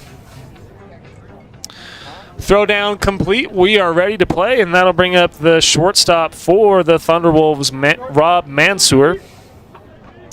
Mansour hitless so far this afternoon. He's grounded out to the shortstop and flied out to center. Looks like one of the few Pueblo hitters using that yellow bat. I think Reginato also using it. As he lifts this one, high fly ball, left center field, and caught at the track. Ooh, off the bat, that one, Jake, I thought it might have left the ballpark, but falling just short in the warning track, and nice job there by the center fielder for the Mountain Lions, Mikey Brinton, to make the catch. Absolutely, and it goes to show the range of Mikey Brinton. I think it helped him quite just as much as that ball was gotten underneath there by Mansour, but Brinton ranging to his right and staying with that one to make the first out of the inning. Williams now up to the plate for his 4th time up. 1-4-3 with a double and a run scored so far this afternoon. Haxon misses on that one to even the count at 1-1. Williams did leave the ballpark in his final at-bat yesterday. A frozen rope over the 365 sign. Takes the ball in the dirt to make the count 2-1. It's rare to see the leadoff hitter for a ball club also be their designated hitter. Typically you have a speedy guy usually playing shortstop, center field. But Williams, the DH, I'm sure tasked with focusing solely on getting on base, as he takes that one inside. He's ahead of the count 3-1 here, and it's a dangerous spot to be if you are Brown, as Williams does have some power. He's got to locate a pitch away from the lefty's barrel. Goes at it and jams this one as Williams loops that one into the third base bullpen. Yeah, 374 hitter starting the day for Williams, but he does have 10 home runs to lead the Thunderwolves and a very, very solid 712 slugging percentage. So there's some power in that bat from the left side. The lefty's ready, the 3-2 pitch. This one lifted high into right center field. Brinton is also under that one. Some loud contact by the Thunderwolves hitters, but the park holding it. Both of those fly balls caught by the center fielder Brinton. So with 2 quick outs, it'll be the left fielder for the Thunderwolves, Wyatt Reginato. Reginato also 1-4-3. 2 ground outs to Stubbings, the 6-year senior for UCCS, over at first base. Doesn't matter how hard they hit it as long as they're headed back to the dugout if you're Jordan Brown out there, and he has looked very good here on his senior day outing. Reginato takes a curveball in for strike 1. Wiggles that yellow bat as we previously talked about. Tardy behind that fastball, elevated fastball from Brown. Quickly down in the count, 0-2. See if Brown can end this inning like he did the 5th with a strikeout. He's got a hammer of a curveball in his back pocket. We'll see if he brings it out here. The 0-2. Front with the fastball again up in the zone. Perhaps a setup pitch, knowing But he does have that eliminator of a curveball. So the count is 1-2 to the left-handed hitter. The kick. There's the curveball, and swung on and missed. So that'll do it. 3 up, 3 down inning for the Thunderwolves as Jacob Brown gets his second strike. Jordan Brown, I should say, gets his second strikeout of the afternoon. Pueblo in front, 6 runs as we head to the bottom of the 6th. Sometimes, successful journeys go somewhere completely unexpected. And like most, I thought I knew exactly where I wanted mine to go.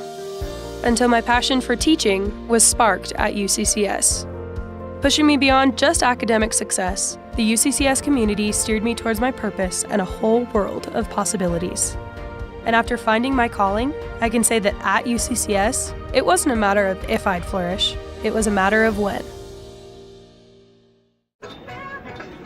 Back here at Mountain Lion Park, we'll see if UCCS can turn defense into offense, as they'll be led off by their center fielder, Mikey Brinton, who made some pretty stellar plays out roaming center field for the Mountain Lions. And Clements is still on the bump for the Thunderwolves. He's pitched pretty masterfully today, Jake. Yeah, he's rolling, and he's only thrown 72 pitches through his 5 innings, so plenty of room for him to keep going if he's feeling good. 4 hits against him, 2 runs, both earned for the Mountain Lions. Just 1 walk. He's struck out 5, so really no reason to go to another arm if he's maintaining his confidence out there, and the Mountain Lions will have to go to work here down 6 runs. Yeah, looking at Clements' numbers going into today, he's pitched 32 1/3 innings, so it's not like he has all that much experience going deep in the game, but I don't blame the Thunderwolves coaching staff to keep him in, as he's been wheeling and dealing so far this Saturday.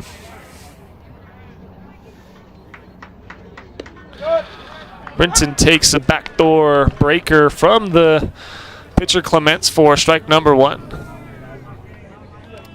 Brinton looking to get his first base hit of the afternoon, 0 for 2 with a strikeout so far, as he rolls this one over to the first baseman Castaneda. Weird hop there at the end, but able to secure it and step on the bag himself for out number 1. Yeah, some side spin on that baseball, it looked like, and a nice job there by Castaneda at first to stay with it, see it into his glove, record the first out of the inning, and Brinton.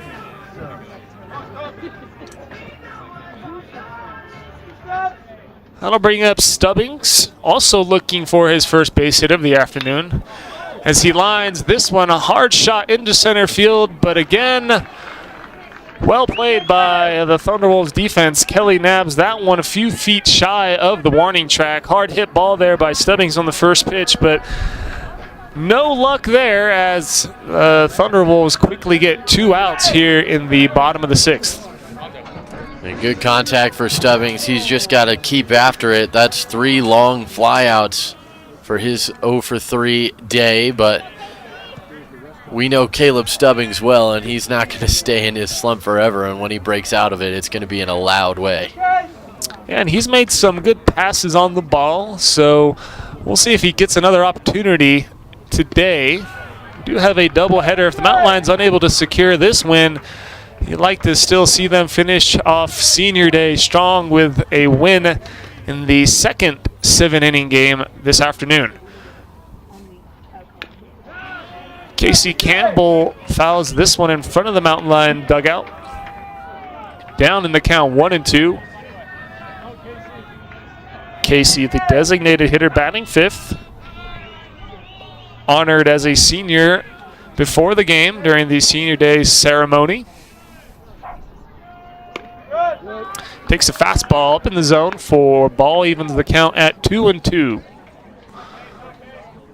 A lot of 2s on the scoreboard. 2 balls, 2 strikes, 2 outs. Mountain Lions scoring 2 runs so far. This one hammered, and it is out of here. Hasta la vista, baby. Casey Campbell collects a home run on Senior Day as he demolishes that one over the right field fence. See if that kickstarts the offense here. We talked about it earlier when Casey Campbell gets a hold of the baseball. It goes and goes, and this one was sky high and had no chance of being held by the yard. Casey Campbell getting the DH start for the second weekend in a row, and he makes no mistake with that one, gets the Mountain Lions back on the board with their third run. See if the senior day magic continues as Aaron Jenkins, the left fielder, steps to the plate. Cuts and misses on the first pitch breaking ball by Clements. Update from around the RMAC for the other 3 games currently underway. A couple more getting started later today. Regis leading Adams State 6-4. Colorado Christian up 12-4 as a bloop single there for Jenkins. Colorado Christian on top of New Mexico Highlands. A really tight battle between a 10-37 team and a 12-34 team there down in Las Vegas, New Mexico. But the marquee matchup of the weekend is MSU Denver at number 12 Colorado Mesa. It's the Mavericks on top 6-1 with 2 on, 1 out in the bottom of the 6th in Grand Junction.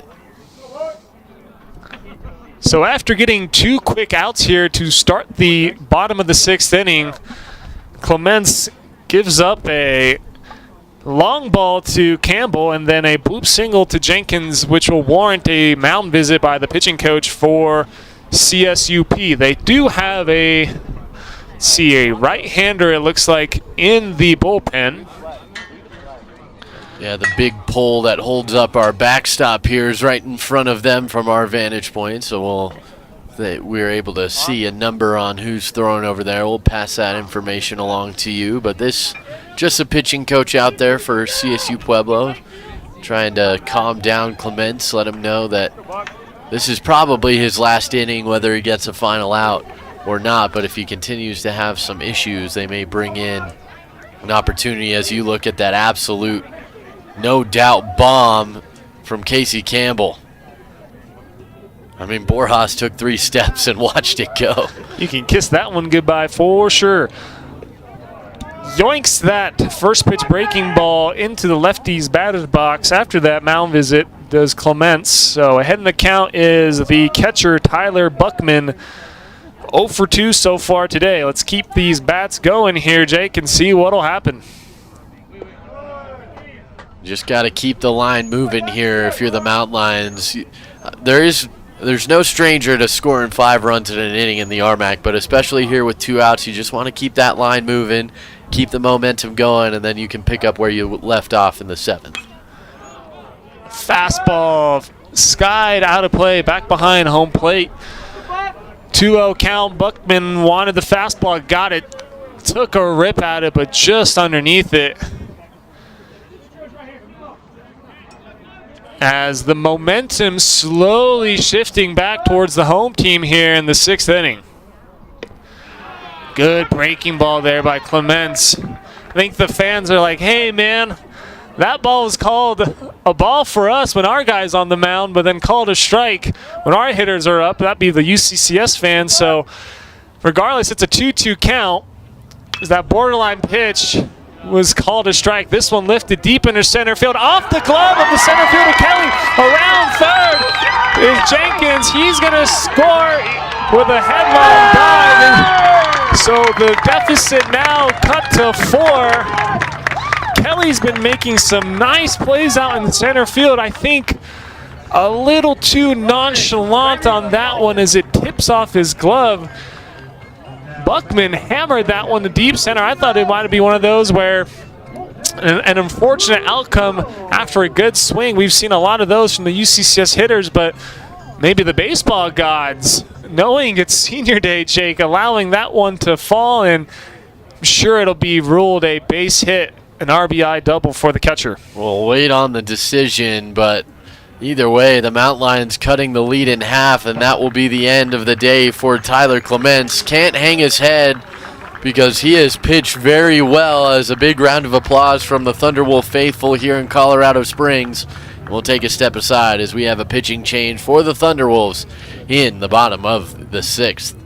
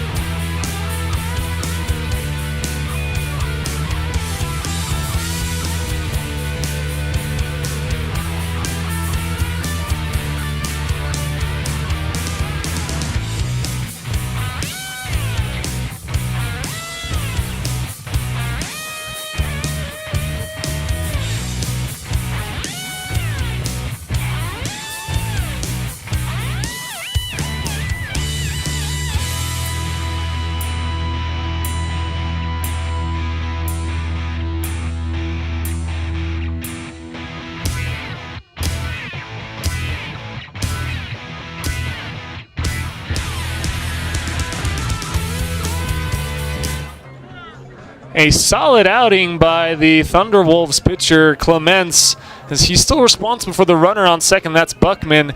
We have a new pitcher here for the Thunderwolves. It's Cole Bloomer. As Bloomer comes in, a 8.8 ERA, 2-0 on his season. This will be his 10th appearance, all of which coming in relief. Just 15 1/3 innings. Batters against Bloomer are hitting .353, so you definitely can get on to Bloomer if you're aggressive.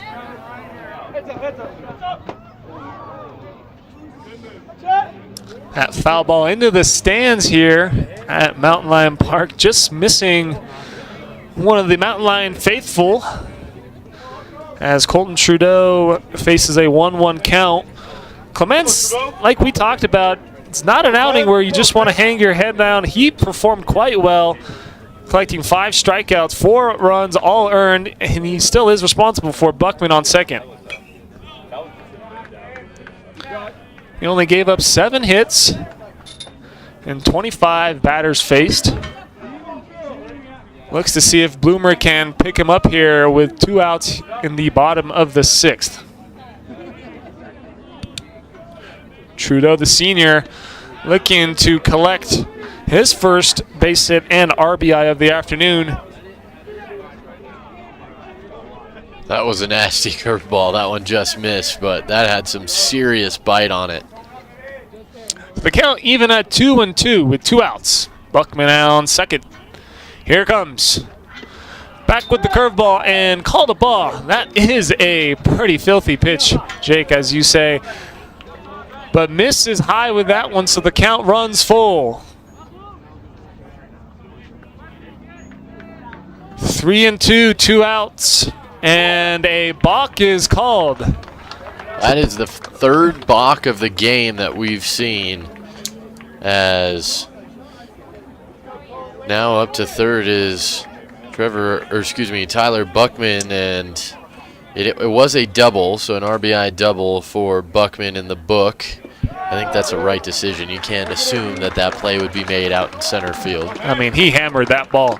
So Trudeau will get on base via the walk, does a nice job to battle in that at bat. So runners are on first and third, bringing up Vander Hodges.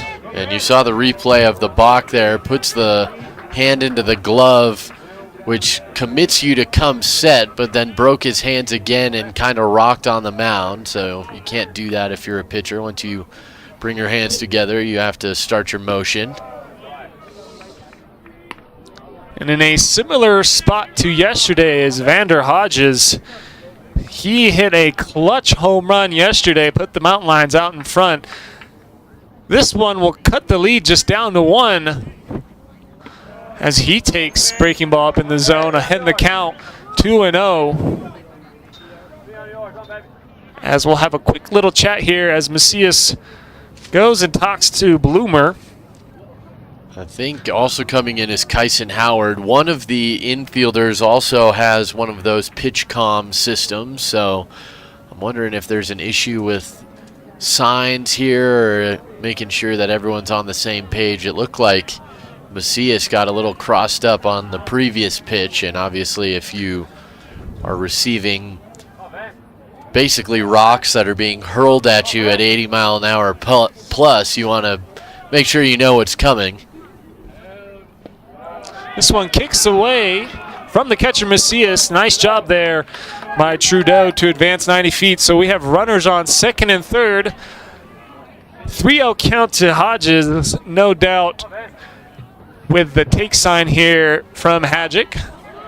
Unable to locate the zone early is Bloomer. On deck is the leadoff man, Quinn Medine for UCCS, taking all the way. Right down Broadway was that fastball from Bloomer. Count 3-1 as Hodges looks to send the Mountain Lion faithful into a frenzy here on Senior Day. 3-1 called a ball, and the bases are loaded. Oh boy. The Mountain Lions need to take advantage here. This is the first opportunity they've had since they scored in the first and third innings. went quietly. It was a 5-in-a-row stretch before Vander Hodges walked in the 5th, but then it was 4 more straight retired before this. Nice first pitch fastball there by Bloomer to get ahead in the count. But the tying run now up to the plate for UCCS, as they've scored 2 so far in the 6th. Looking to play add-on here. Breaking ball, misses up in the zone. Count evens at 1-1. That one has been called a strike to other batters, but with the small frame of Quinn Meaden, that one's more at his shoulder, so call the ball high in his lower strike zone, helping him out there. That one misses way up in the zone, so we've got Buckman on third, Trudeau on second, Hodges on at first. As another quality fastball in the outer half, called for a strike. Count evens at 2-2. Got to protect the plate now if you're Meaden. A golden opportunity to scratch the Mountain Lions back into this contest. Swung on and missed. That's a good pitch there by Bloomer. Shaking his head, returning back to the dugout as Meaden. Mountain Lions do score 2, but leave the bases loaded as we head now to the top of the 7th.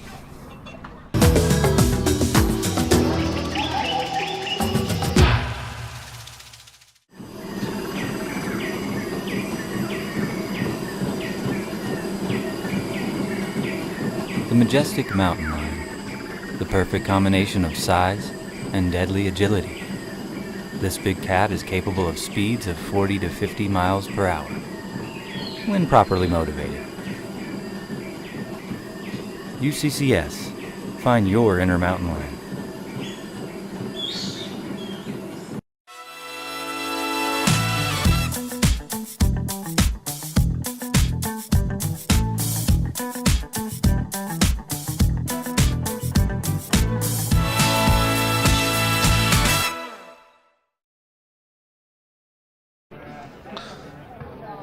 Back here at Mountain Lion Park, those of you at home just watched Clyde hit the treadmill, chasing after those bag of Cheetos.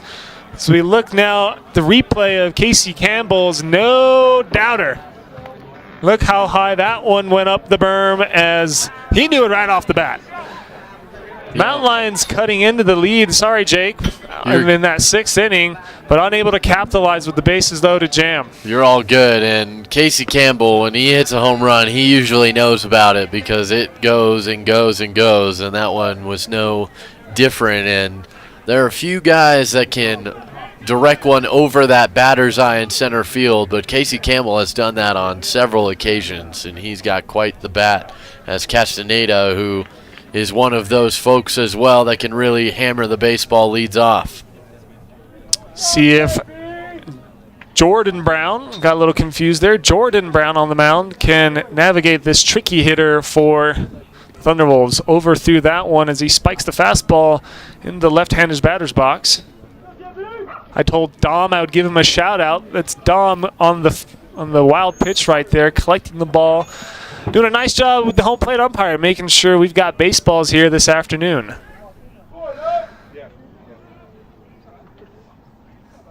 Let's count now 2-0.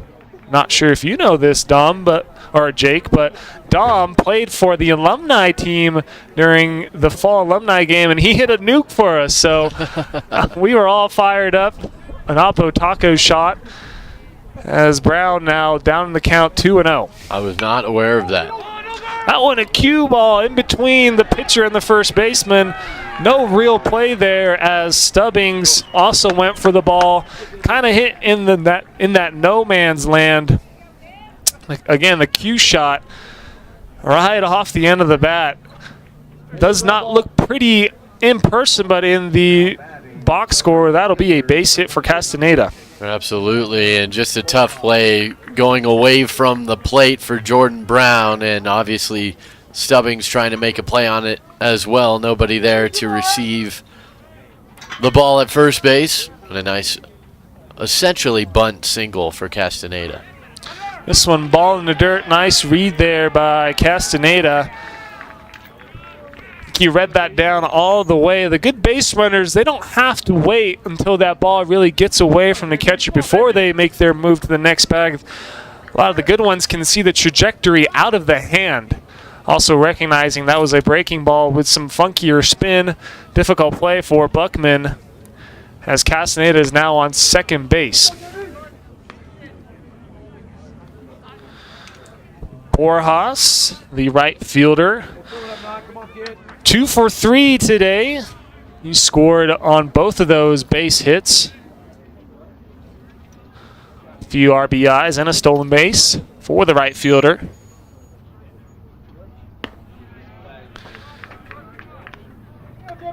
As the count goes to 3-0. Mountain Lions do have another righty in the bullpen.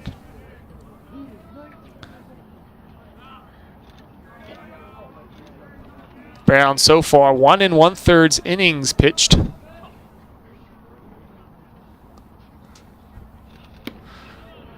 Three oh, take all the way. And the home plate umpire flinching there. It looked like a strike. I think he initially thought it was a strike, but unable to pull the trigger, and he calls it a ball. What did you see there, Jake? That was a very awkward sequence, and the crowd is all over our home plate umpire now. But yeah, it just looked like it was right at the bottom of the zone, kind of locked up our home plate umpire into Andrew Burris, and here comes Dave Hadjic to talk to his pitcher, and this might be the end of the day for Jordan Brown after the back-to-back base runners and the 4-pitch walk. We'll see if Hadjic does in fact go with the call to the bullpen, as we'll take a quick step back as we introduce the new arm here. Thunderwolves up 4 in the top of the 7th.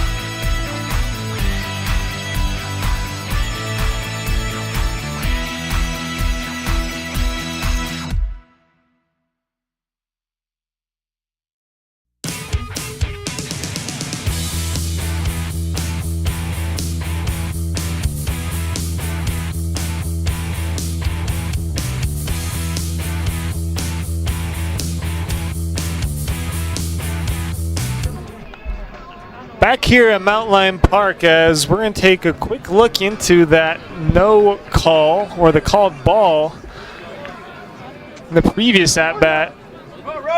Burris, the home plate umpire, initially flinched up as if to call it a strike, but calls it down. So we see that ball looked like it crossed the knees of the Thunderwolves hitter. But we do, in fact, have a pitching change. It's number 11, Ronan Hella. As Mountain Lions go with a pick play right there in their bunt coverage. And Ronan Hilla comes in with a 9.22 earned run average, 0 for 2 in decisions on his year, but 11 appearances for the big right-hander, converted former shortstop for the Mountain Lions. Opponents hitting .381 against him. Squares around the bunt is Kelly. Pulls it back for ball one. I think both teams know that the bunt is on here, no doubt. No outs, runners on first and second. Kelly does have a home run today. So the Thunderwolves electing to play small ball despite his potential for power. Swinging away, or looking to swing away, was Kelly as he takes a good breaking ball down and away. The Mountain Lions expecting bunt all the way as the shortstop Hodges broke towards third, and Peterson breaking in to get the out at third. So both Stubbings and Peterson crashed in out there. Mountain Lions trying to get the out again at third. Squaring a bunt this time is Kelly. Peterson up with it across, short hop throw over to Stubbings, call it safe. Yeah, just beating that one out was Kelly, and a tough transfer on the charging play from Bryce Peterson in the infield, and a bang play just beating out the throw was Kelly, and bases loaded here with nobody out for the Thunderwolves. Hadjic is definitely not making friends with the umpires here as he is back out there yet again talking to the first baseman, asking him for some more clarification. I honestly thought he had him, but I think what threw off the first base umpire was the short hop throw by Peterson. Those umpires are going off sound of when that glove pops with the glove and the runner stepping on first base, and that short hop throw throws off a little bit of that sound. So we now have the bases loaded. So we welcome in Kyson Howard, who has left the building already this afternoon. Definitely be a dagger if he does it here. Bases loaded, no outs.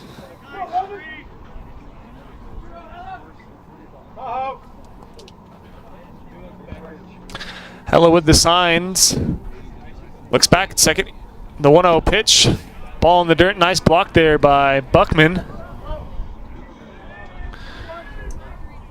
We'll take a look at the replay of that play at first base here. Good bunt put down at the plate by Kelly.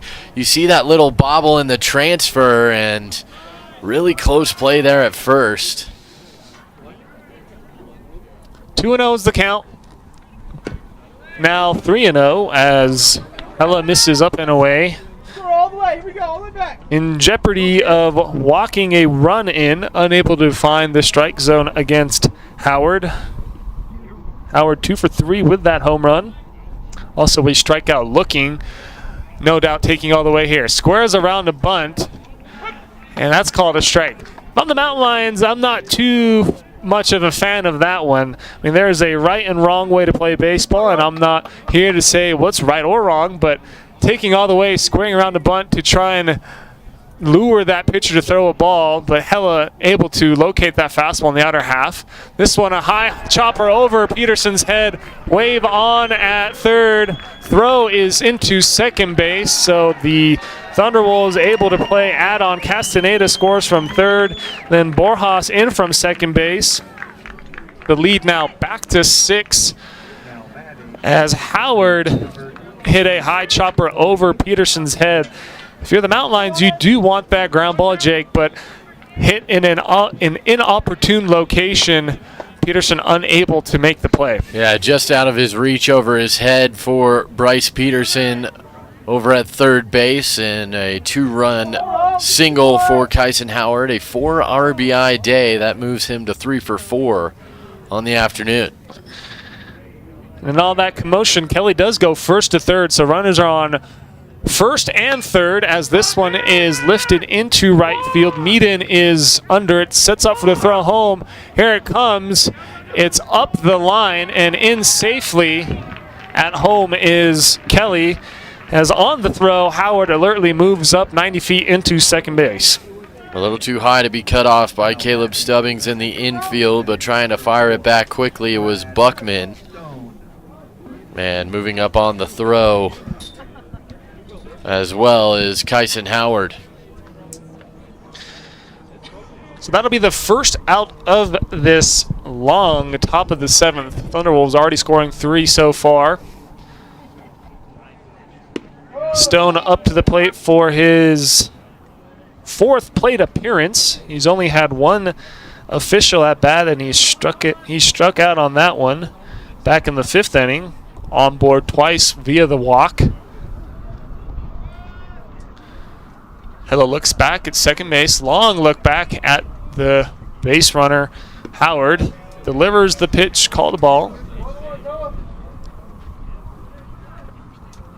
And just when you think the momentum, Jake, is shifting back towards UCCS, the Thunderwolves put up a 3 spot. Absolutely, and credit to the Thunderwolves. The Mountain Lions starting to get some momentum back their way. Responding nicely is CSU Pueblo as they keep their foot on the gas and further. And the Mountain Lions just need to settle in and try and find a way out of this inning without any more damage. No doubt the air being taken out of these UCCS fans here as they've gone pretty quiet. This one in between Stubbings and Trudeau. Around third into score is Howard as Stone collects his first base knock of the afternoon and an RBI alongside with it. Now batting the shortstop, Yeah, not trying to do too much there was Brad Stone. Just went with the pitch, knocked it through that right side just past Caleb Stubbings. And an RBI single for the second baseman. A couple of walks and a run scored already, but as you said, his first base hit of the day. That'll bring up Rob Mansour, one of the few Thunderwolves without a base hit this afternoon. The only Thunderwolf yet to reach is Mansour. And double checking my book, it looks like he is in fact the only one without a hit this afternoon, as that one is pulled. Wild pitch by Hella. Buckman doing his best job to keep it in front, but way out of reach was that one. I think Hella overthrew that one a little bit. Moving up to scoring position is Brad Stone.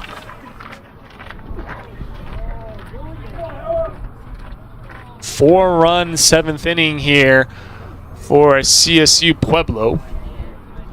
Ahead in the count, 2-0 is the shortstop Mansour. This one lifted high into right field, playable for Meaden. He's under it. Bluff on the tag up at second base is Stone. Throw in cut off by the shortstop Hodges for out number 2.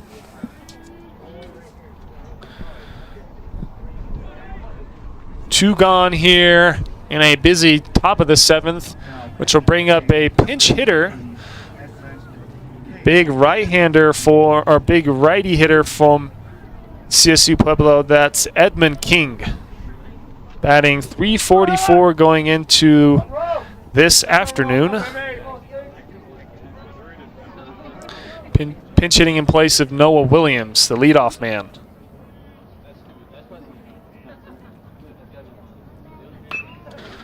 First pitch swinging, chopped foul just outside of the third baseline. This will be the 8th hitter to come up to the plate for the Thunderwolves.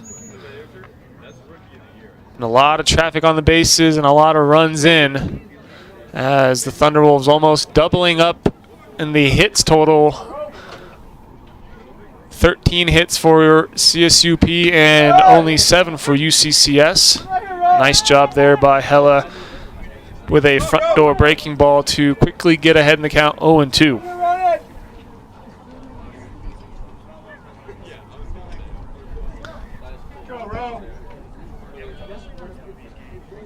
The 0-2 cut on and missed. Went with the breaking up ball again. So that'll do it after a exciting top of the 7th. If you are a CSU Pueblo fan, they score 4 runs. And the UCCS Mountain Lion fans a little dead here. We'll see if the the UCCS fans can get their bats going as they face a 8-run deficit going into the 7th inning. The grass isn't greener on the other side. It's greener where you water it. And that's true of people, too. With support from the UCCS community, it wasn't a matter of if we'd create an ideal learning environment. It was a matter of when.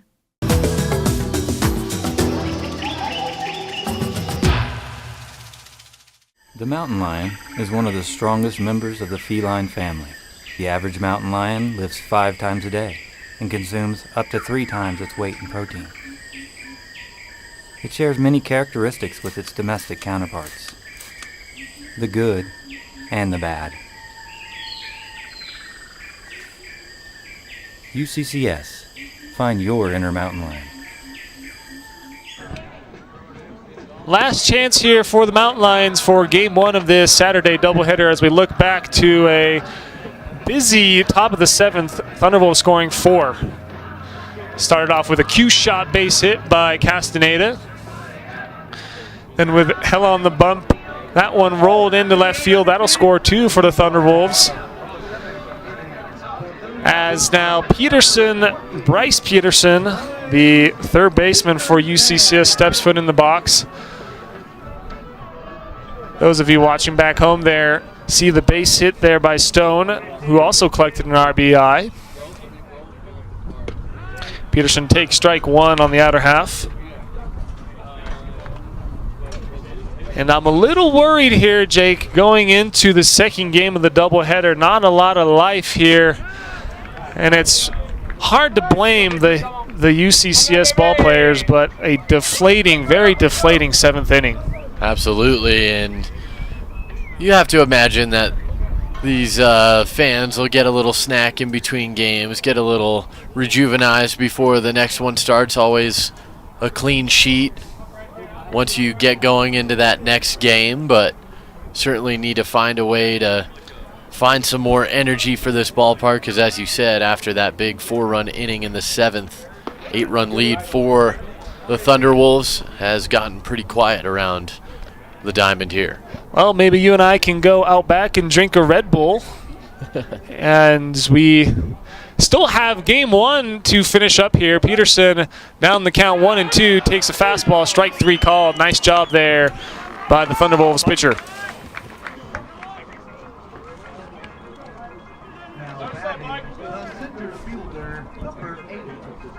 That's Bloomer still on the mound for the Thunderwolves. Well executed fastball in the outer half.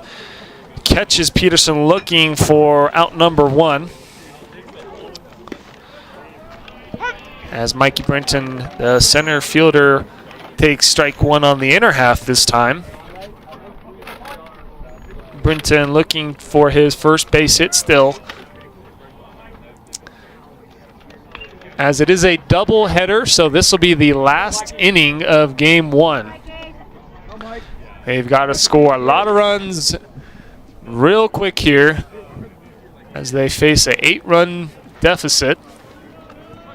A lot of crooked numbers there on the scoreboard for the Thunderwolves. Borderline pitch called a ball. 1-2 goes the count to the center fielder.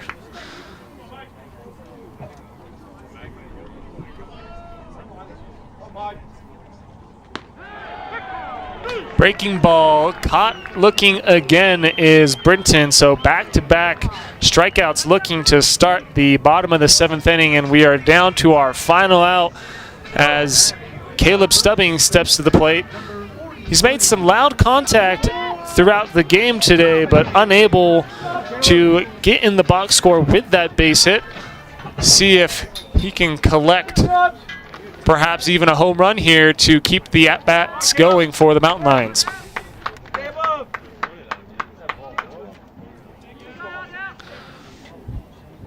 And Stubbings has made good contact in each of his 3, as we've said throughout this game, and this one is going to be a tough sell for the Mountain Lions to come back and win, but if you're Stubbings, you want to keep that contact going and see if you can find some open space, at least individually, get some momentum going back after a tough couple of games here in this series so far. Count now 2-1 with 2 outs. to the first baseman, 6-year senior Stubbings, as he lines this one into the right center corner. That's down for extra bases around first into second base with a 2-out double is Stubbings' first base hit of the afternoon. And just what the doctor ordered there for Stubbings, his nice little extra base hit to get off of that 5 at-bat slide.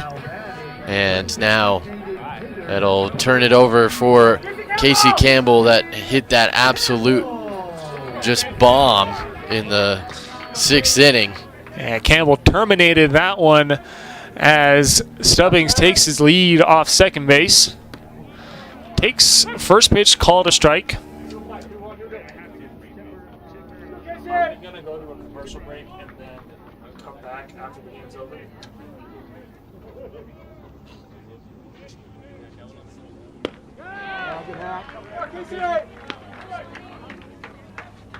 Down in the count, 0-2 is Campbell.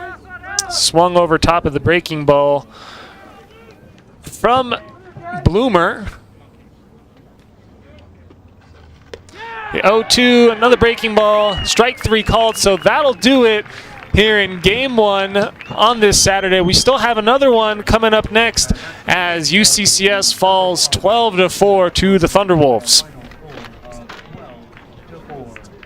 We'll take a look at the replay from the game here, as it was all Thunderwolves in this one. Some spurts of good offense from UCCS. You see that first pitch attack on Casey Campbell's first at-bat, but then the Thunderwolves got to work shooting really all over the field, and their defense, as you see the track back there from Kelly in center field, just missed that one, but he was showing off his range throughout the game. And CSU Pueblo really, honestly, it just came down to 3 or 4 pitches that turned the tide in this one. And we look at some of those highlight plays, but really little things here or there, Alex, made the difference in this one. Yeah, I think the Thunderwolves did a nice job there. Every time UCCS answered back with runs of their own, the next time the Thunderwolves went up to the plate, they scored as well. So nice job by our neighbors, I'll say. I don't want to say friends. Our neighbors down at CSU Pueblo to make sure the tide never shifted fully back over UCCS's way. And that 5th seed still up for grabs for the Mountain Lions, so they're going to try and find a way to turn the page here and make sure they secure that 5th spot rather than going in as the last 6th seed into that tournament. Makes a big difference. You play the 2 seed, which looks likely to be Regis University, rather than the top-seeded Colorado Mesa and their host site there in Grand Junction. And it really doesn't seem like that big of a change, but how much of an advantage is that for UCCS rather than playing the host school there on Wednesday? Yeah, playing Mesa at home at Mesa's ballpark is a whole different ballgame. I know they split with them here at Mount Lion Park and maybe kicking the hornet's nest a little bit, so I'm sure Hadjic would rather get that 5 seed instead of having to play the tournament host number 1 seed Mesa. Absolutely, but if you're Bobby Applegate and the CSU Pueblo Thunderwolves, you just want to keep things going, and we will have game 2 here in about half an hour's time. It is all Thunderwolves in this one. They take game 3 by a score of 12-4, secure at the very least a sweep here on the final weekend. The Mountain Lions trying to take back that final game, and we'll have that for you here in about half an hour's time. For Alex Bates, my name's Jake Ross, and for our entire crew, thank you for watching game 1 here on our final day of baseball. We'll have the final game of the regular season in about 30 minutes.